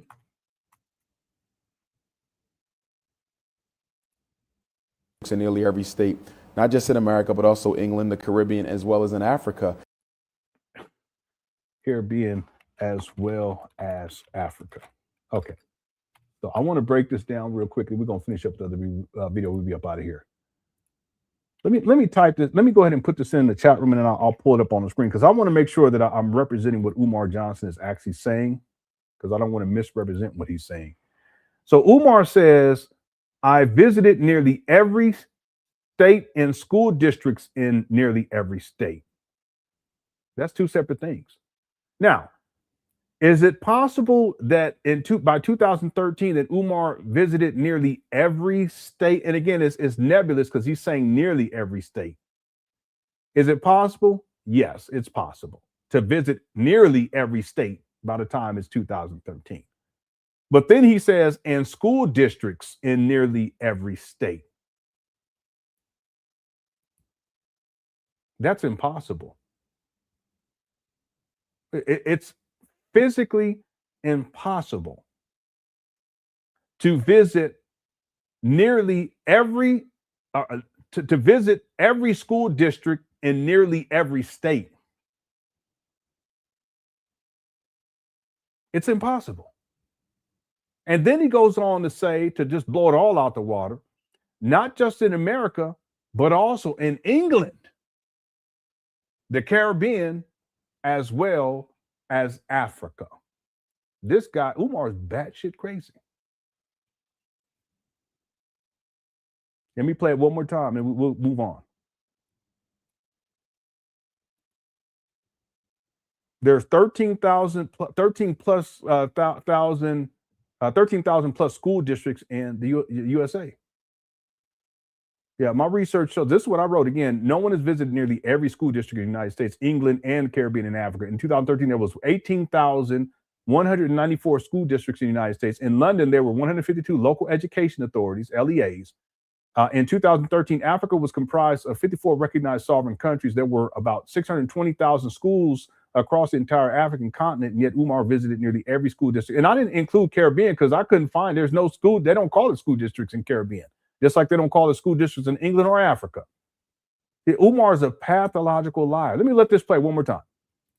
As someone who supports superintendents, principals, and teachers across the country, you know, I've visited nearly every state and school districts in nearly every state, not just in America, but also England, the Caribbean, as well as in Africa. Man, this guy, he be lying. And see, I'm going to tell you all something about Umar. It's not just that he lies. I think it's disturbing how he lies, but it's even more disturbing how it's effortless. Like his mind is wired to lie. And it's hard to do that. It's hard to do that. I'm telling you, it's difficult. It's not in our nature to be like that. That's what I'm saying. Umar up here, he's off because he will start running his mouth and then he says it not just so effortlessly, but then he says it in a way to where it's like, there's a term, I can't remember what it was. He says it like passively. It's not like no big deal. It's the truth. I'm just saying it as if it's the truth. I mean, this guy, he's a pathological liar. And there's no need for him to be lying like this either. There's no need.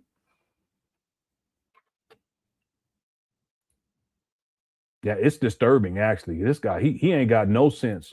Ultra Beast eating rocks, werewolf, quick question. Yeah. Ultra Beast, I used to love that game. Yep, that was on Altered Beast. That was on Sega Genesis. Yep.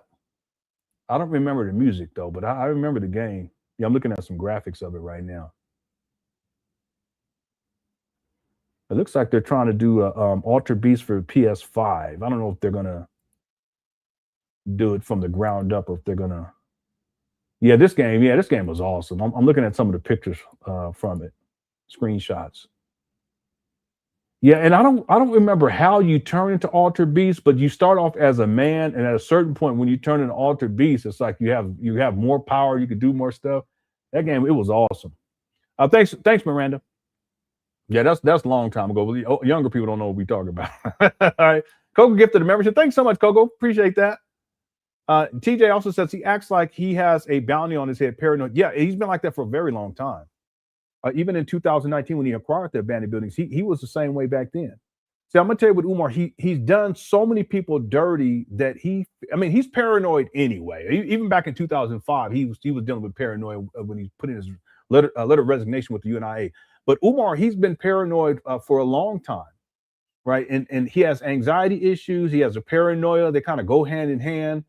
And then you get into, there's times where Umar gets depressed because the anxiety gets to be too much. And then, Umar projects a lot about that. And then the unaliving part, he's thought about that too. Sometimes he says stuff. I'm like, why is he talking like that? He's talking about, acting like he's talking about someone else. No, he's talking about himself. So he has a lot of underlying issues, psychological issues, and he needs professional help. That's what he needs. And for a long time, this isn't anything recent. But see, part of the problem is with the narcissism with Umar, he believes that he's the Black Christ. Okay, that's a mental health issue too.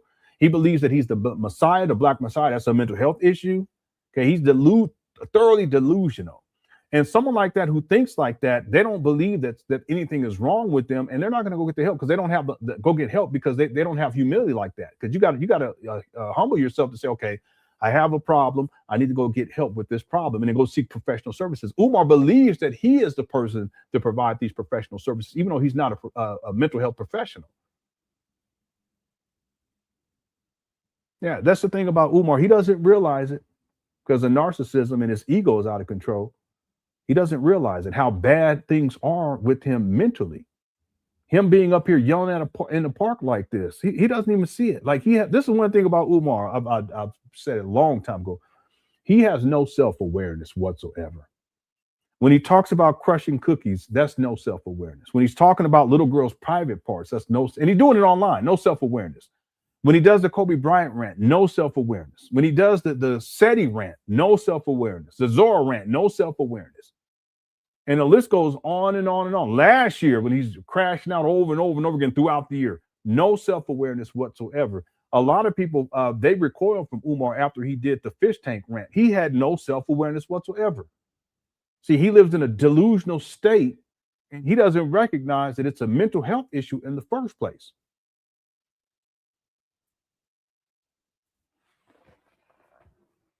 But back to your point, TJ, Umar screwed over so many people that's also contributed to his paranoia. And we're talking about people all around the world. Thanks, TJ. Derek says, Lenore, you said Dominique. Did I say Dominica? No, I said Dominica, didn't I? I did say Dominica. I'm sorry. I did not think about it. I did. I'm sorry. I didn't mean to say that. That's total ignorance on my part. I apologize. Now I see why people were like, there were people in the chat was going in on me. Okay, my bad. All right, I got it. Thank you, Derek. TJ also says Umar looks like an employee at Circus. I don't know why he had that tie on. I have no idea. That shirt and tie. Look. You know, I've visited nearly every state.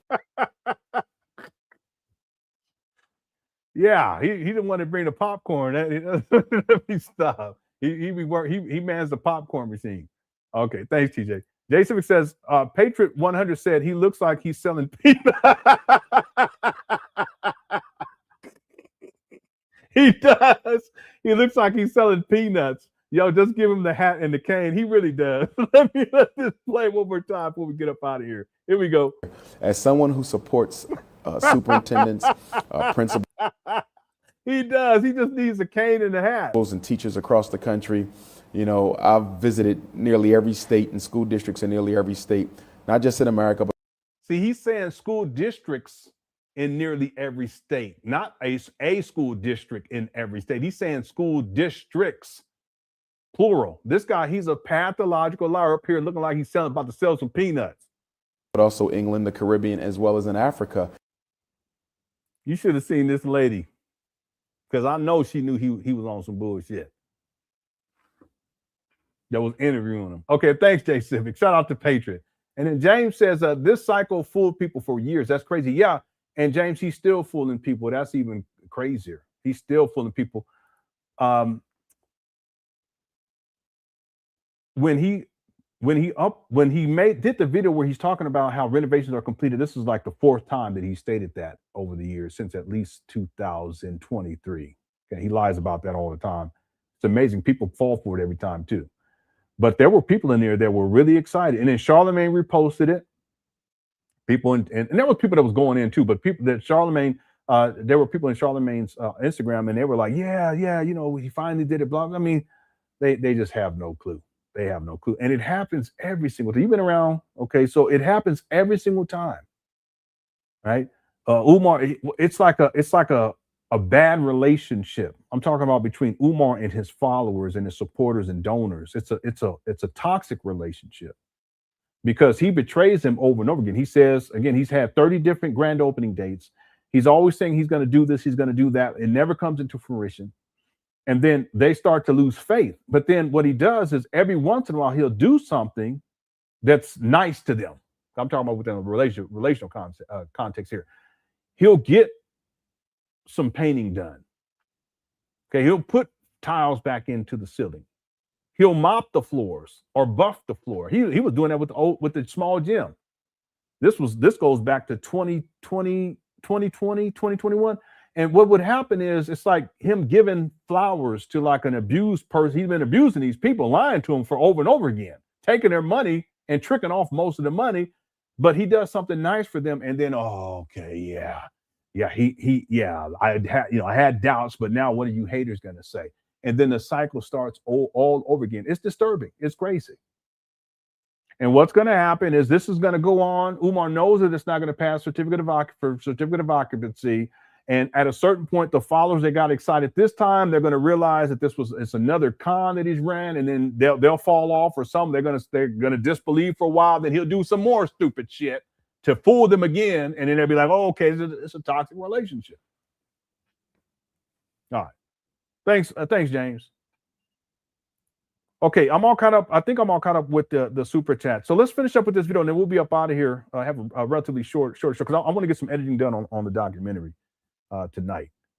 Okay, so and I will be back tomorrow. We'll get into the Father David interview tomorrow. Here we go. 1,000 Africans, brothers and sisters. And then I'm coming back to South America, and we got to do the South American Pan Africanist Convention. And then we're going to do the Central American Pan Africanist Convention. And then we're going to do the North American Pan Africanist Convention, which is America, Canada, and Africa, and Black Mexico. What? America, Canada, and Black Mexico. Black Mexico. America, Canada, and Black Mexico for the North American Pan-Africanist Conference. And then I'm going to go to Europe, and we got to do the European Pan-Africanist Conference. To Europe too? We got to bring the UK and Black France together. We got to bring the Black Dutch and the Black French and the Black British Dutch. And the Black Irish and the Black Scots. See, that's one thing I never understood. So British versus the United Kingdom. What I mean, United Kingdom, then you have London, England. I need to do some research. The Black Austrians and the Black Germans all under. Yeah, shout out to Austria. I've been there. The one banner, brothers and sisters. It's nation time. It's nation time. Marcus Garvey was in a prison cell today 100 years ago. It's yeah, I don't mean I shouldn't be saying this, but I was out there as a musician. I was touring, and one of the guys I shouldn't even be saying this, but his sister was trying to crush my cookies, y'all. She was trying to crush them cookies. I don't even think I was in a relationship at that time. Was I in a relationship at that time? I don't even think I was. Maybe I was. I can't even remember. If I wasn't.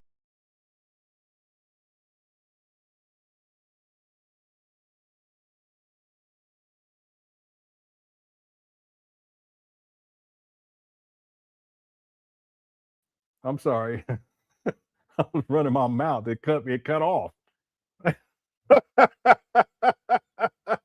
Yeah. I was talking reckless. I was young. That was a long time ago. I was probably, I want to say probably in my early 20s or something like that. Anyway, then the thing shut off. That's why I was talking too much. Okay, let me pull these videos up so we can finish up here. Let me go on to 2026.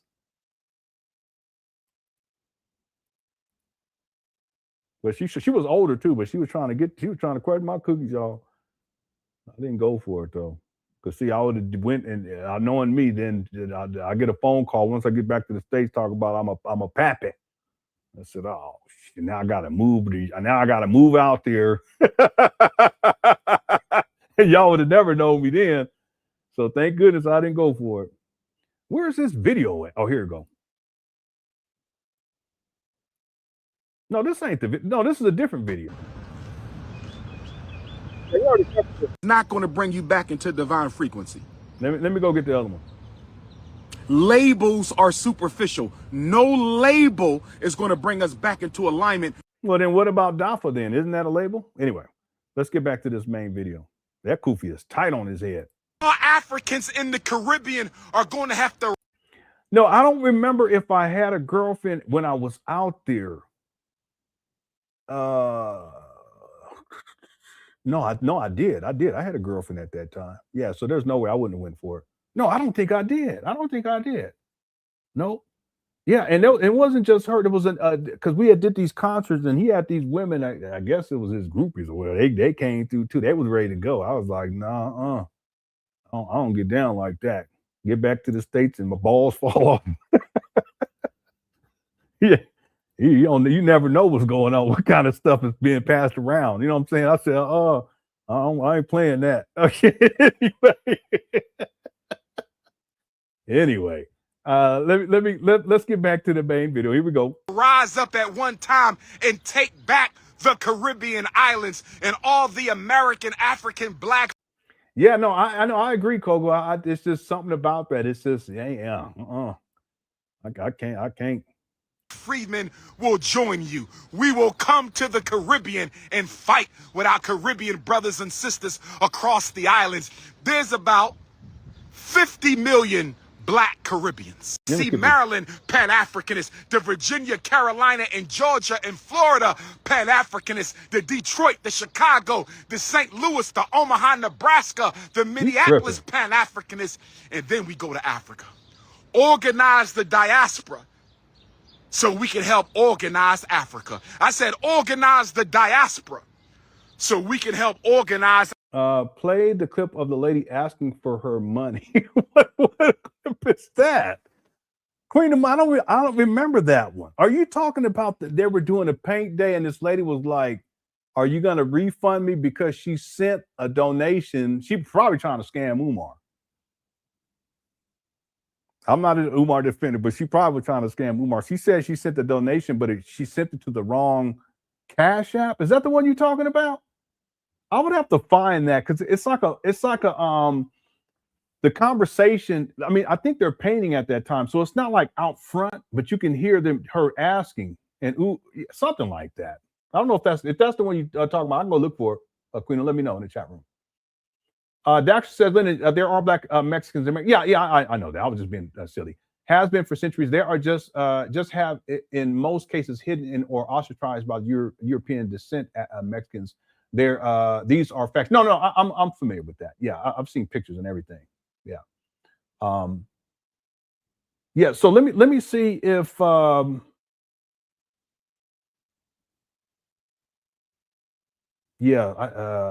don't see.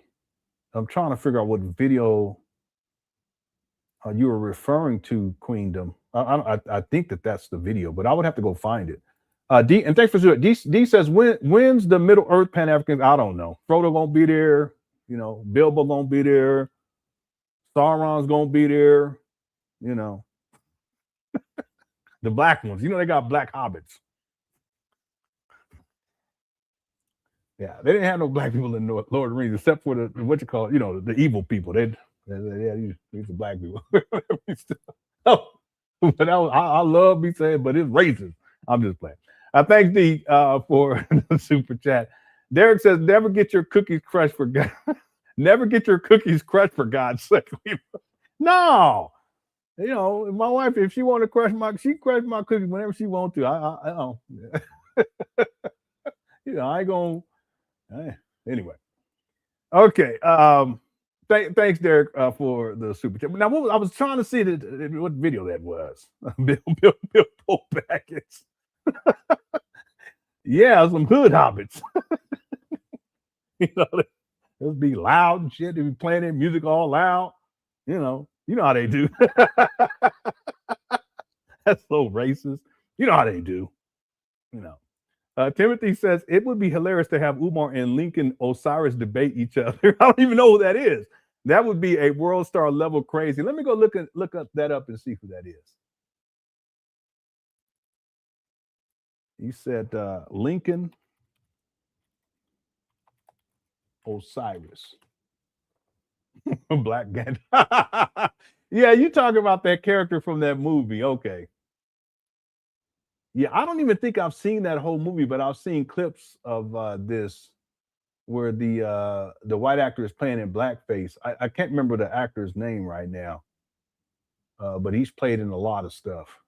He's big time now. What was that movie called anyway? Anybody remember what that movie was called? I should probably go download it or watch it. Anybody know what I'm talking about? Someone said Northside Hobbits. Yeah. I'm trying to see what this movie is. Oh, it's called Tropic Thunder. Yeah, Robert Downey Jr. Yeah, I wonder if it's streaming anywhere because I never watched the whole thing.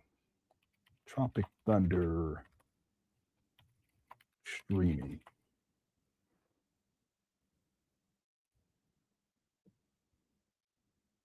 Yeah, so yeah, it's Amazon, but you got it requires Paramount. So we got all of our streaming services for free. So we got Walmart Plus, you get one from there. From our ISP, we got one from there. Except Amazon, because we have Amazon Prime. Yeah, it's on HBO Max. We don't have HBO anyway. Okay. Did I get to all the? Oh, and then thank you, Timothy, for the super chat. And then yeah, that would be interesting to see that interaction between the two. VW says his mom probably bought his clothes and yeah, I don't think his mom is well, I don't even want to speak on that. But the thing is that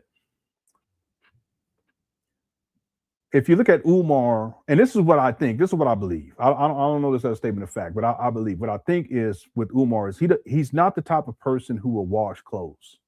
He's not a type of person who would clean up after himself. He's filthy. He's a hoarder. And as I've done my research, there's very few times as I'm looking at videos or I'm skimming through the thumbnails for videos where he has the same dashiki on, over and over and over again. Very rarely do you see that. He has different clothes. He has some jeans that he wears often, right? You guys know about that. Shoes, he pretty much wears the same types of shoes when he shows them. But the dashikis in particular, the fitted hats, the shirts, that type of thing. What I think with Umar is because he's not the type of person who's going to wash, and keep things clean, fold things up and put them away. I think that a lot of this donation money has gone towards Umar just buying new clothes. Instead of washing stuff and using it again, he'll store it somewhere. He'll put it in a trash bag, like over inside the trap band on a large gym, or he'll put it in mama closet and he just piles them up, dirty clothes. And then he goes and buys new ones. That's what I think that happens with Umar. So a lot of this money that people have sent them for this FDMG school scam is gone towards clothes. And dashikis are not cheap. They're not cheap at all. Anyway, thanks, VW. Dreezy says, still no school. Geez, yeah, there's no school. Now, he's told people that the school is ready, but what does that mean? Okay, now, to be clear, these buildings are not ready, and these buildings are not a school. But again, the mind control aspect of this and people being in denial, his followers being in denial, they fall for this foolishness every single time. Not all of them, but they fall for this foolishness. Truth be told, these buildings are not up to code. Renovations are not complete. And he knows that if they did any type of inspection tomorrow, that it's going to fail. He knows that. So the idea of there is a school now, it's just fantasy land, head movies, is people who are living in a delusional state. It's a shared delusion with Umar based upon Umar lying to them over and over again. He's so abusive in these regards. And they fall for it over and over again. It's incredible to me. There's no school. Not even close. Thanks, Dreezy. Okay, let's finish this up, everybody. Here we go. Africa, brothers and sisters, listen. I'm coming to the Caribbean for a Caribbean-wide Pan Africanist convention. I need to know, do we have a black-owned? No, cut it out. Baba, let me close this poll out. Should black men paint black women's nails? 22% said yes, 78% said no. I'm surprised by that. I think there's probably a lot of Umar Johnson followers in the chat room today. Okay, let me close this out so we can get up out of here. Here we go. Thank you, everyone who voted. All right, let's keep going. Here we go. Meeting facility in the Caribbean islands that can handle about 1,000 Africans. I don't care if I got to come to Jamaica. I don't care if I got to come to Puerto Rico. I don't care if I got to come to Guadeloupe, Turks and Caicos, Dominica, Bahamas, Bermuda. I need a place in the Caribbean islands that can accommodate 1,000 Africans. See them dogs telling them, man, brothers and sisters. And then I'm coming back to South America, and we got to do the South American Pan-Africanist Convention. And then we're going to do the Central American Pan-Africanist Convention. And then we're going to do the North American Pan-Africanist Convention, which is America, Canada, and Africa, and Black Mexico. America, Canada, and Black Mexico.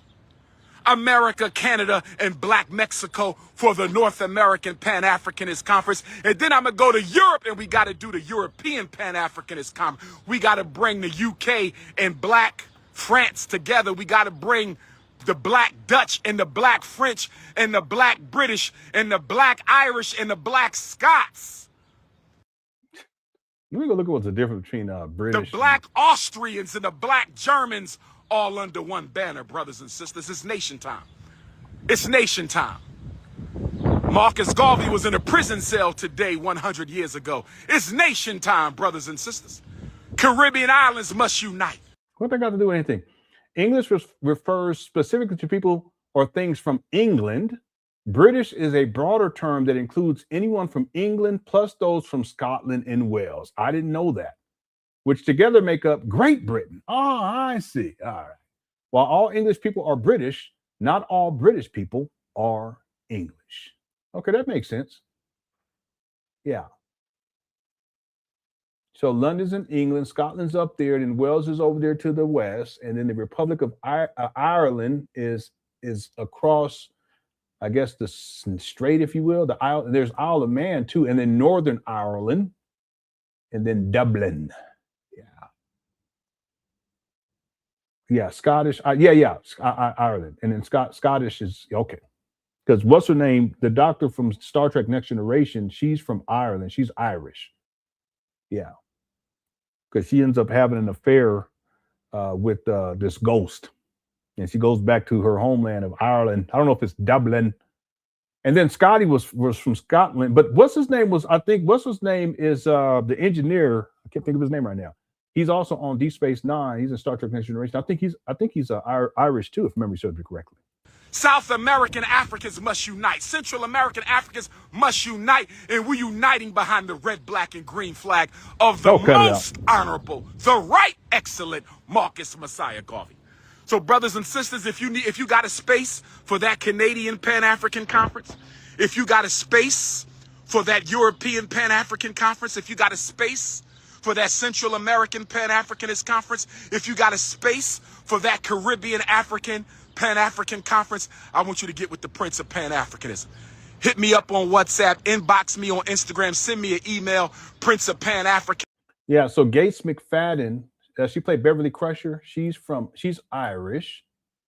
But then Colm Meaney, he played Miles O'Brien. I believe he's Irish as well. I'm about to find out right quick. Yeah. 7 nominations for the Irish Film and Television Academy winning, blah, blah, blah. Spouses in Inez Glorian and then Barbary Dowling. Yeah, so yeah, he's from Dublin. Yeah, he was born in Dublin, Ireland. Yeah. All right. David says, I need what this dude needs is to refund those donations and change those. Listen, you were serious, but here we go. And change those doo-doo jeans. You sound like me. You sound like me, those doo-doo jeans with salt paper butter. You sound just like me. I say doo-doo. That's what I say. Some people don't understand that, but that's what I say. Anyway, Dookie as well. Doo-doo and Dookie.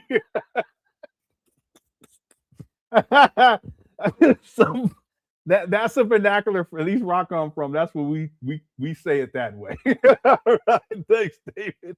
But you're right though. He needs to refund those donations. The truth is he ain't got that money. That money's gone. FDMG family, the money gone. He couldn't donate people even if he want, or he couldn't refund people even if he wanted to. He's so far past that. He done tricked off so much money. Marina Sirtis, she played Deanna Troy. I had a huge crush on her back in the day. Huge. When I was in high school. She's it says she was born in London, but I think she's ethnically she's Greek, or yeah, Greece. I think she's from Greece, or her ancestry. Yeah, she's a citizen of the United Kingdom. Let me see.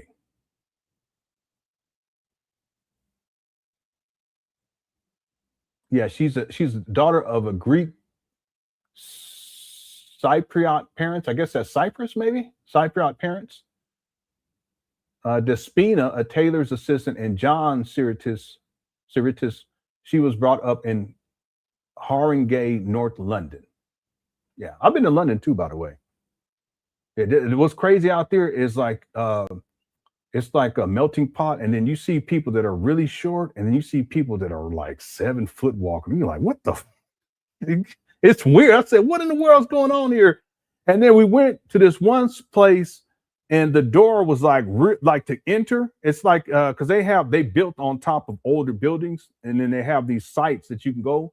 And there's a door, and I can't remember how tall, but I had to lean down, and I'm not tall. I had to lean down to get through it. But back in the day, I don't know, 100, 200 years ago, that was normal for doors to be that size. But then you see people walking around like in modern times, these people be like 7 feet, like from Norway and stuff like that. It's crazy. Oh, you was born in London? Okay, yeah. Shout out to all the London people. Yeah. Kojak was Greek. I thought he was Italian. Are you sure about that?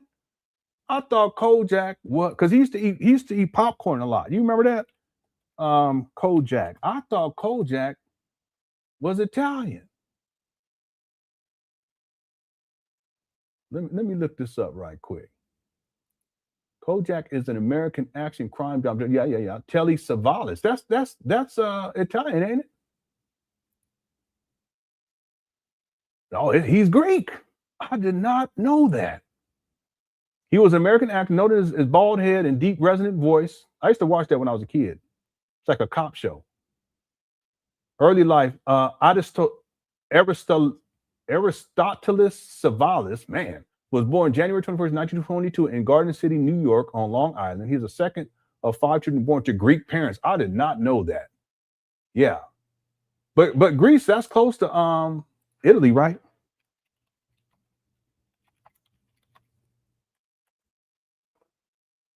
You see, I don't know. I'm not just yeah, it's close. Yeah. Yeah, I did not know that. Yeah, I learned something there. Yeah, he was really good. That's one of my favorite shows when I was growing up. Yep, Telly Savalas. Yep. Mm-hmm. Okay. Let's finish this up. Here we go. Pan-Africanism@gmail.com. Prince of Pan-Africanism@gmail.com. We spell Africa with a K. Prince of Pan-Africanism@gmail.com, or text my phone +1 215 989 985. Okay, we're at 320 likes. We have an outside chance to get to 400. If you're enjoying the show, you've enjoyed the show, hit that like button. It's going to be a short show. We're almost done. But tomorrow we'll come back and we'll have a full show covering Umar Johnson's most recent interview on Father David's radio show. 58 +1 215 989 9858 +1 215 989 9858. Yeah, he's sweating like a dog. What's good, King? All right now. So, brothers and sisters, I'm about to sign out. Y'all know what we got to do. Let's get it done. He need money. Watch. Are you motivated by hatred for the enemy or love of your own people? Are you motivated by hatred of the enemy or the love of your own people? Are you motivated by hatred of the enemy or love of your own people? And let me not leave out the continental Africans. We need a West African Pan-African conference. Where my West Africans at? I need a space in West Africa for the West African Yeah, remember, imagine the dogs running him off at the end. Yeah. It's like it's a pack of dogs that just chase him down, and he starts running away. That would be perfect. Yeah, he's in bad shape too. He really is. I'm just talking about, he got that money coming in from lying to the people about how the school is done, even though he said that on the Breakfast Club years ago. I got to go find that clip. But the money came in and he smoked the money up. And that's why he's back out here at the park and he got to get some more money. But he's agitated And when he's like this, it's because he needs money to get the next fix. I mean, it's a vicious cycle that I've seen. It's a pattern that I've seen for years now with Umar. It's sad. Yeah. Thanks, TJ.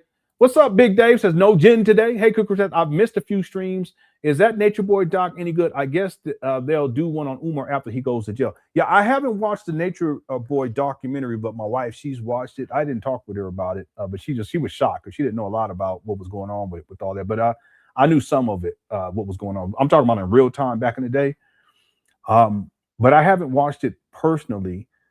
And yeah, I've talked about this, Big Dave. I think with Umar, once it hits critical mass with the school scam, he can also get hemmed up with the IRS. And if he's ever indicted on anything, that's when stuff would really start to hit the fan for him. And then the larger society would take more interest in, there would be documentaries, I'm sure. Because Umar, he's a fascinating character. And he's been at this for such a long time. He has decades and decades of, I mean, at this point, it's over 2 decades of this type of behavior. He's still doing it in 2026 with no end in sight.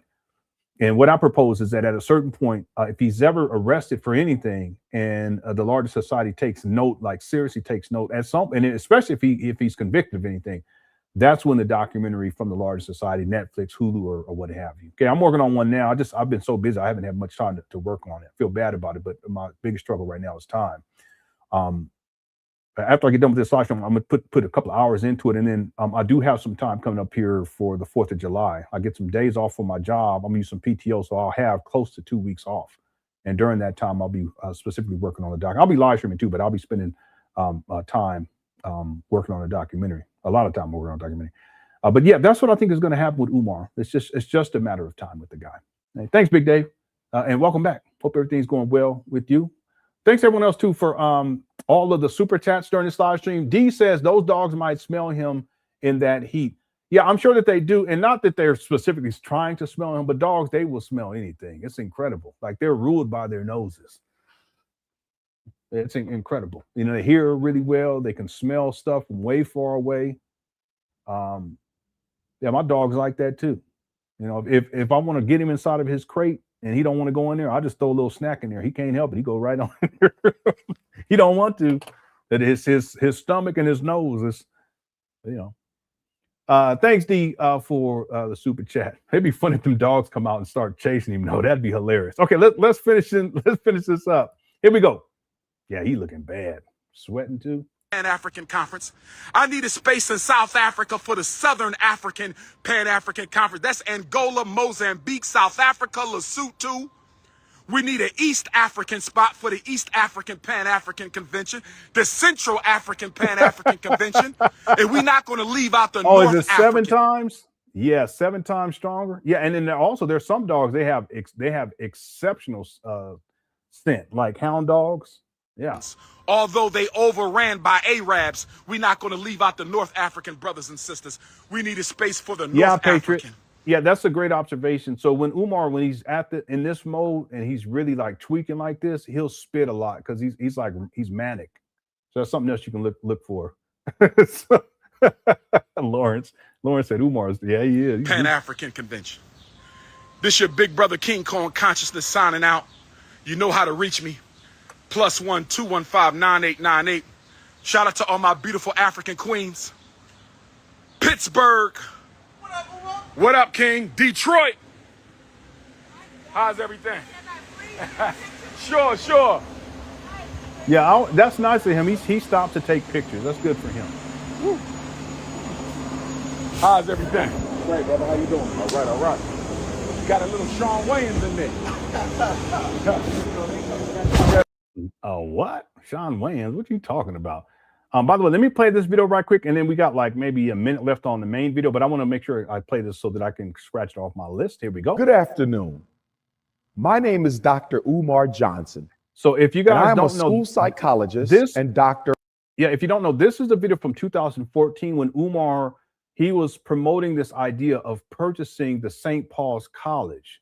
And initially he said he needed $1 million, then he went to $2 million. I think he went to 4, and then he ultimately went to $5 million. He raised crazy money. Most of the money that he raised early on in this FDMG school scam was specifically from the St. Paul's College scam.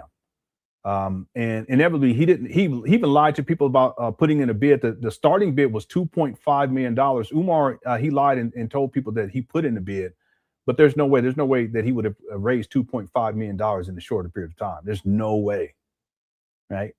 So he lied about that, but that was a way to get people excited so that they would continue to donate. But it all starts here. This is the video that someone sent me. I can't remember what year it was. It probably was in 2014. It could have been in 2015. And they was like, what do you think about this? It was probably 2014. What do you think about this? And they sent it to me on Facebook. I had a Facebook friend. I'm not really on Facebook these days. And I looked at it and I was like, it's just him, right? He doesn't have faculty and staff. He doesn't have a plan. None of this makes sense. It's just him. I was like, something doesn't seem right. It sounds like a scam. And here we are, 12 years later, over 12 years later. And what I thought back then is the same as what I know today.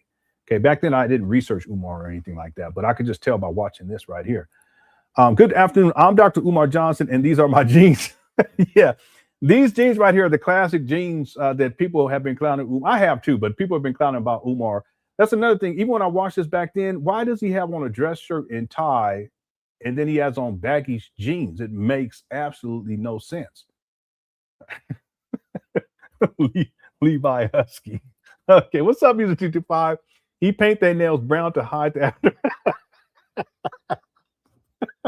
What in the world? How do you come up with this shit? He paint their nails brown to hide the to hide the aftermath. Okay. Now I understand. I was wondering why I was trying to understand why Umar was talking about get the black men painting the nails. I now understand now. Okay. Thanks, User 225, I think. Okay. All right, let's keep going. Here we go. Of clinical psychology. In addition to that, I hold degrees in political science and education. I am here at the historic St. Paul's College. Is there anyone in the chat room who remember this? Hit the one. Like you were in 2014, you remember this video. Now, this video is still up on YouTube and people still clown them about it. They're like, it's 2026 and still no scoop. This beautiful campus, 135 acres of which okay, Amira was I around. hope to make the Frederick Douglass and Marcus Garvey RBG International Leadership Academy. See, the truth is, most people don't know about this. Like people, even Umar Johnson followers, they don't know about this. Yeah, SH Play was, yeah, that's been around for a long time. Soul Focus was around. Yeah, most people don't know. Crystal was around back. Know about this back in 2014. Most people don't know about this. I'm talking about even Umar Johnson followers. Most of them don't know about this. See, a lot of people, they think that this FDMG thing starts in 2019 when he acquired these trap bandos. Nope. Okay. Initially, I thought it was 2014, but no, that's not it either. Okay. Then I had that receipt from 2010. I remember when I first saw it, I was shocked. I said, wait a minute, this goes back to 2010. And then over the last 2 years, I have a video where Umar says that he conceptualized this in 2000. He said 2005, but it was before that. So that would be 2004. He's been at this a long time. But this right here, most people, including Umar Johnson followers, they haven't seen this video and they have no clue about what was going on back then. Umar's been at this school scam for such a long time. And there's other school scams in between this St. Paul school scam and then the Wilmington school scam. Okay, there's a slew of them over the course of over the course of about 3 or 4 years. Yeah. Okay, Latoya was around back then. Okay. Yeah. Amethyst. Okay. What's up, Highway 20 Skinny? We're almost done. Supposed to be having a short show, but we're still kind of short. Joshua was around. Okay. Yeah, most people, again, from Umar Johnson Falls, they don't know. So let me let this play. We'll get through the whole thing. For African children. This college, St. Paul's, was opened on September the 24th, 1888, by a contemporary of the great Booker T. Washington. That great ancestor's name was James Solomon Russell. Okay. Father Russell opened this college with less than a dozen students.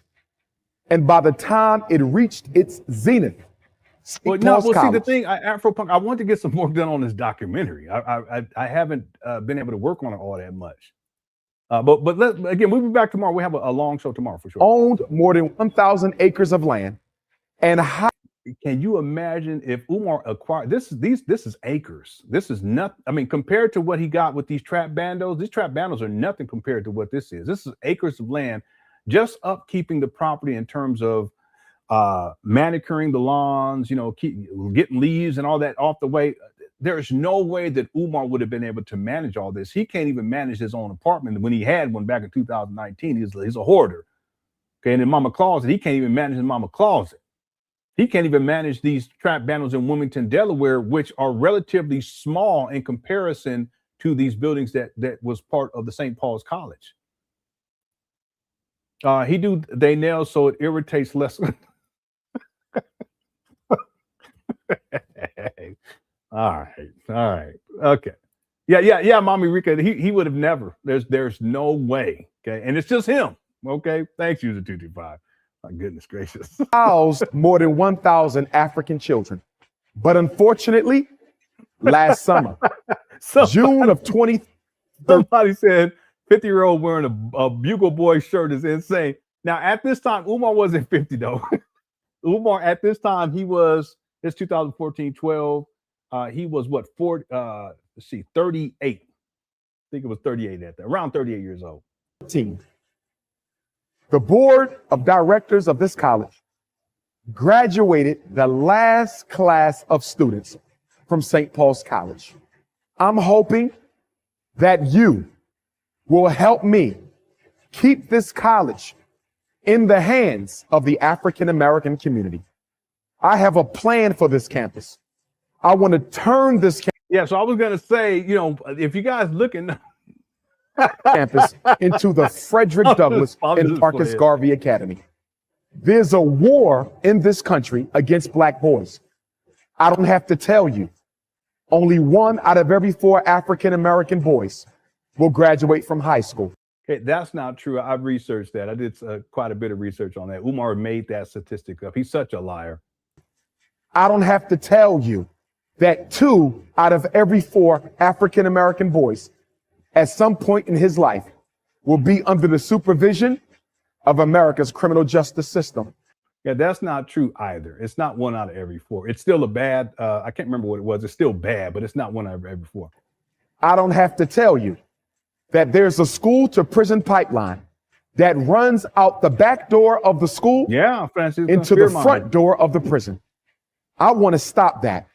And I want you to help Dr. Umar Johnson stop that by donating to my fundraiser, by helping me and our ancestors raise the money necessary to acquire St. Paul's campus. We need this 135 acres for our children. We have the dormitories.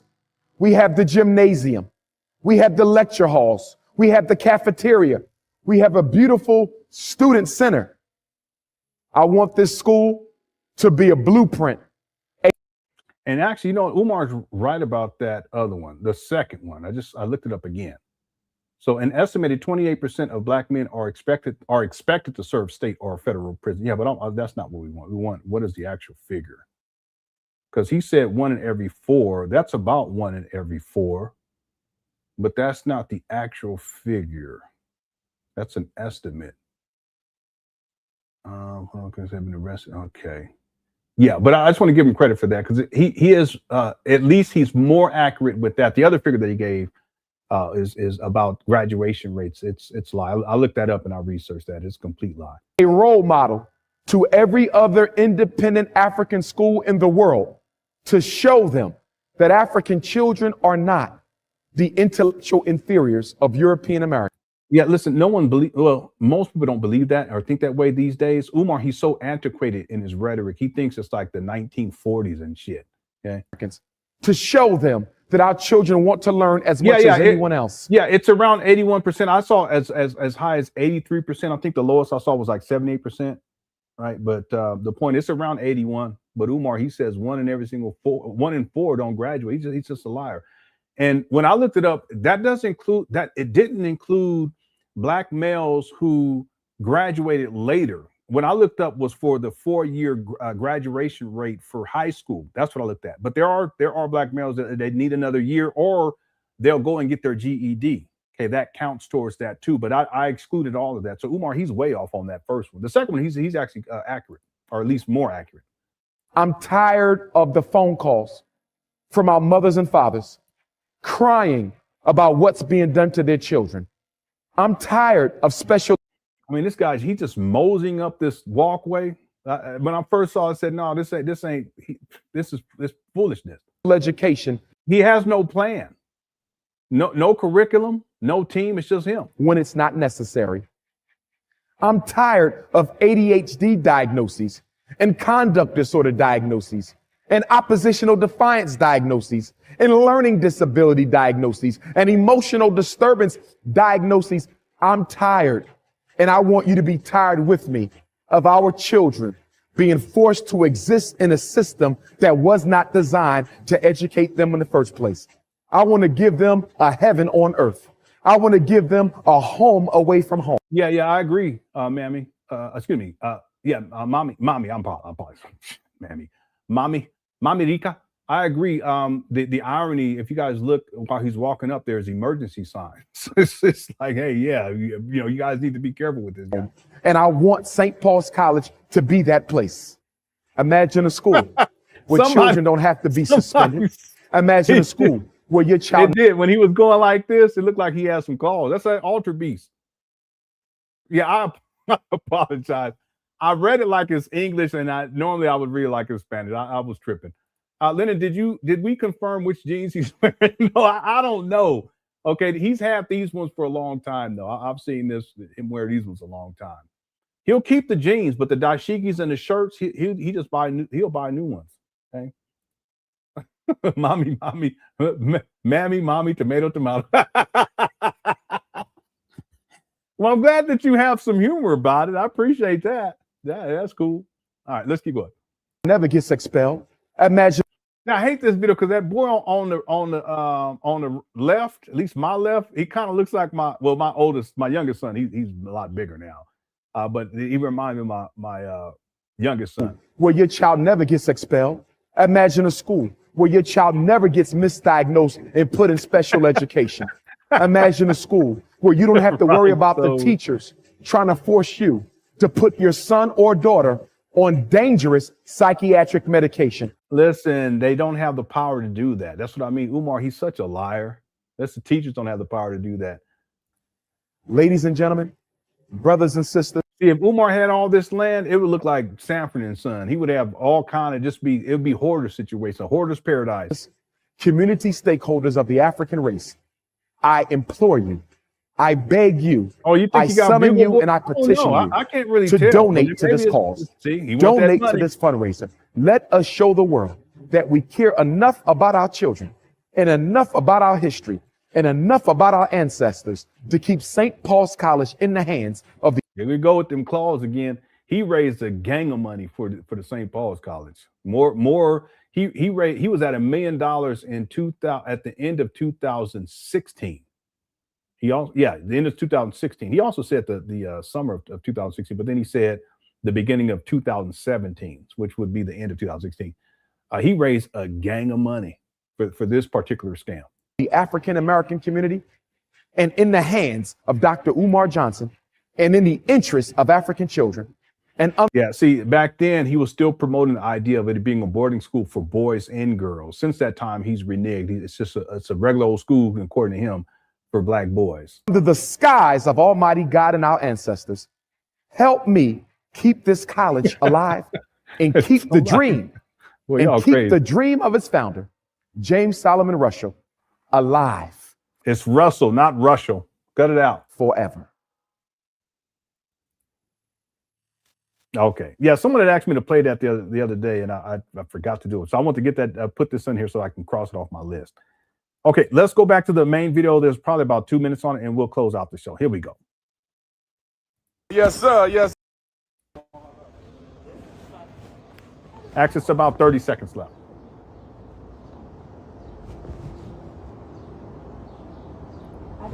Man, you working, brother. You out here, you got the full. I just did a whole live. You know what I mean? I had to go to the Apple Store. Phone wasn't working. Hey, you. This guy. That's not working. He's just yelling and screaming in the park. Right. Appreciate y'all. Y'all be So safe. pleasure to meet Young you. Prince with my fist bump. Boom. Yeah, it's nice though that he takes the time to talk with people and take pictures though. Likewise. Y'all be safe. All right.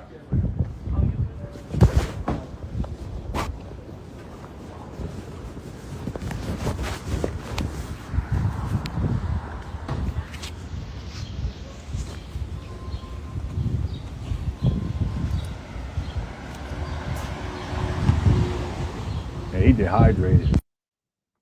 And he just ended just like that. Okay, Umar, he posted some foolishness an hour ago. It says it's a text message allegedly. Sometimes he be texting himself or acting like he be talking to himself. Says, "Hey, Papa, what should I specifically be doing abstaining from during the fast?" Umar always does everything. He has a Pan African fast, and it's not your traditional fast. He eats every day. Okay, just allegedly he won't eat until a certain time, which is no big deal. Because there's times I do that anyway, just on accident. He says, somebody said, is there something specific to meditate on? Is there a specific diet to adhere to? And then Umar replies, greetings, Empress. How you know that it's a female? No solid food or sex for the first and last 72 hours straight, 3 days. Umar, listen, you don't have the discipline not to eat for 3 days, so stop. You don't have the discipline for that. You don't. It's a difficult thing to do. I've actually done it way back in the day when I was into that kind of stuff. But Umar, you don't have the discipline, no solid food, just no solid food for 3 days. You need to stop. And then he says, so he says, no solid food or sex for the first and last 72 hours straight. I don't even know what that means. For the first and last 72 hours straight. 3 days. The middle 15 days, no solid food or sex from dawn until dusk. It's a bunch of foolishness. So you get 15 days where there's no solid food or sex from dawn until dusk. But after dusk, was that about 6 o'clock? It depends on what time of the year, though, too. So let's say 7 o'clock. Then you can have some food and some sex. All right. Yeah, I don't know why he does this around this time of the year. He does it every single year. At least he pretends that he's doing it every. I remember one time he said he was on that fast and they saw him at a speaking engagement. He was eating a hamburger. Let me see something. Because I was wondering. Yeah, see, because Umar was raised Muslim, so I think he's probably pulling stuff from like Ramadan, but I don't think that that's going on right now.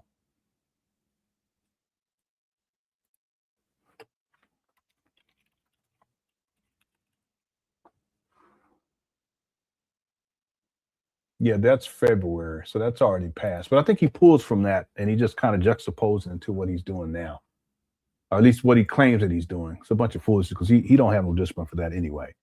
Okay, thank you guys for tuning on in. So again, tomorrow the plan, we'll have a full show tomorrow. We're going to be getting into the Father David interview, Umar's most recent interview. I've already edited down, and I'm going to take maybe 2 hours. I ain't going to have enough time to do it. Maybe an hour. I'll take an hour to work on the documentary because I haven't really had time. I'm trying to get in on it whenever I can.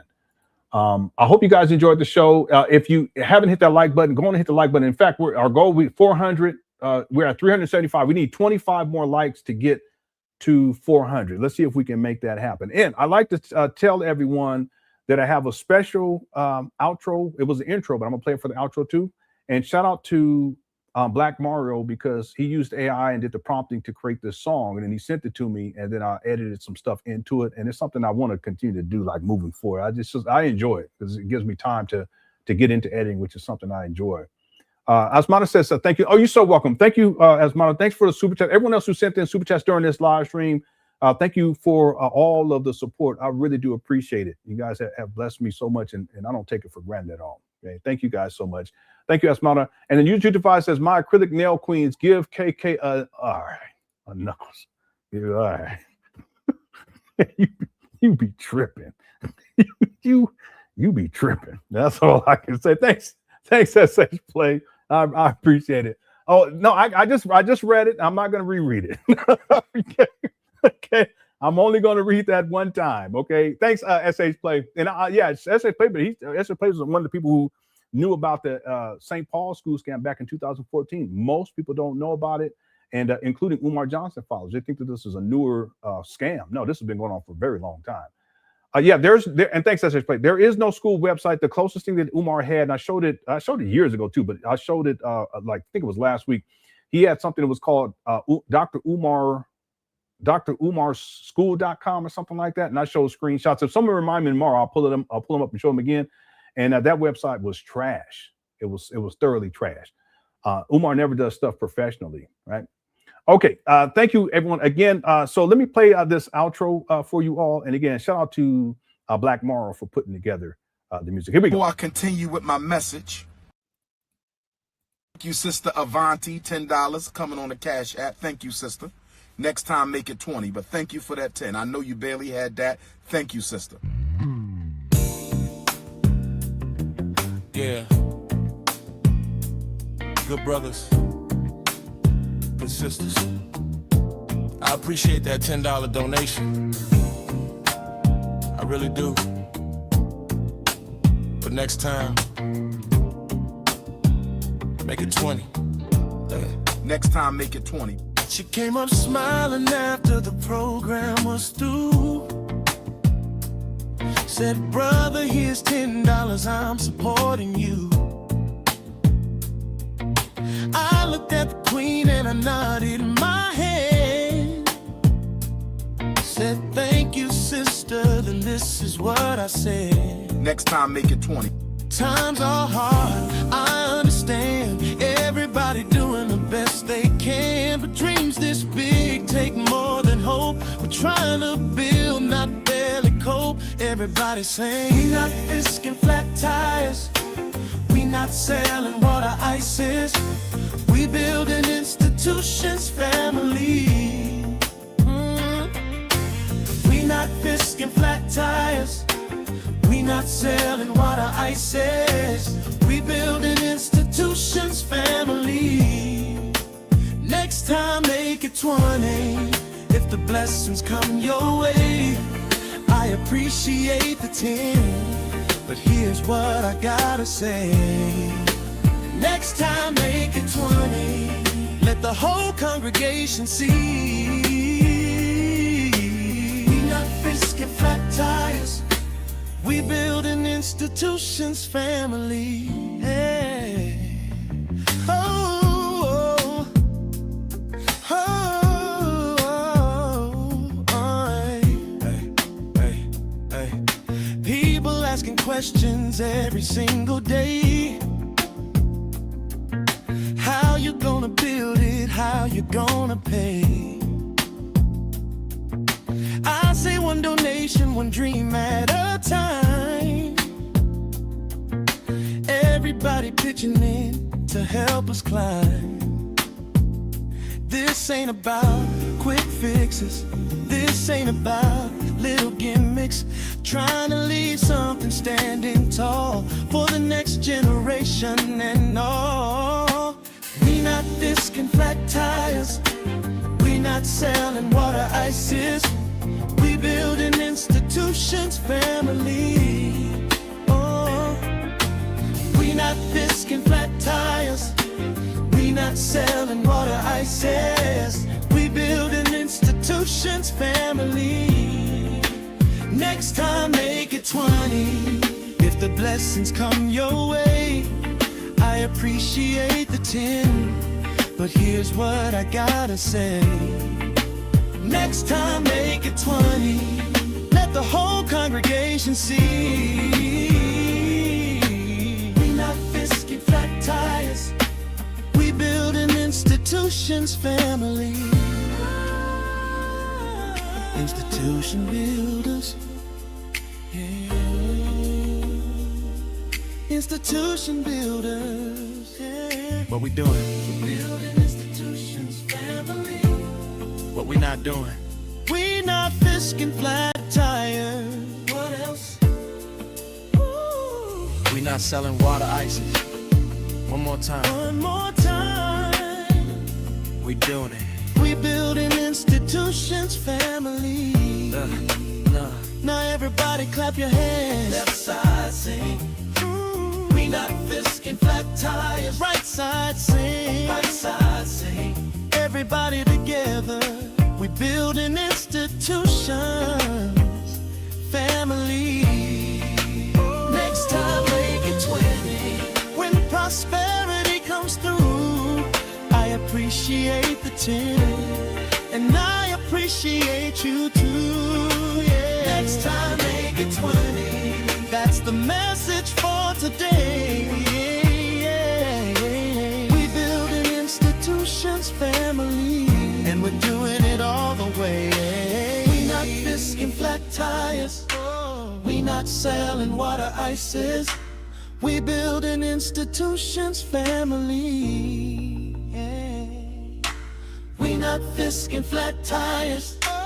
We not selling water ices. We building institutions, family. Yeah. Next time, make it 20. And there you have it. That's so awesome. Shout out to Black Mario. I really appreciate him sending that to me, because I love editing, and I had a wonderful time putting it all together, putting a video on top of it. Thank you all. Thanks everyone again. So it's a quick chat. Also, thanks again, SH Play, for the super chats. I appreciate everyone else who sent in super chats. I appreciate the support. Okay, you guys have blessed me so much, and I'm grateful, truly grateful. Okay, y'all, we'll be back tomorrow with another live stream. It'll be a longer one. I want to thank you guys again for tuning on in. Thanks to the mods for handling business as well, and shout out to everyone inside the Quick Chat. Y'all are undefeated. They had a wonderful time. Love y'all. Take care. Peace.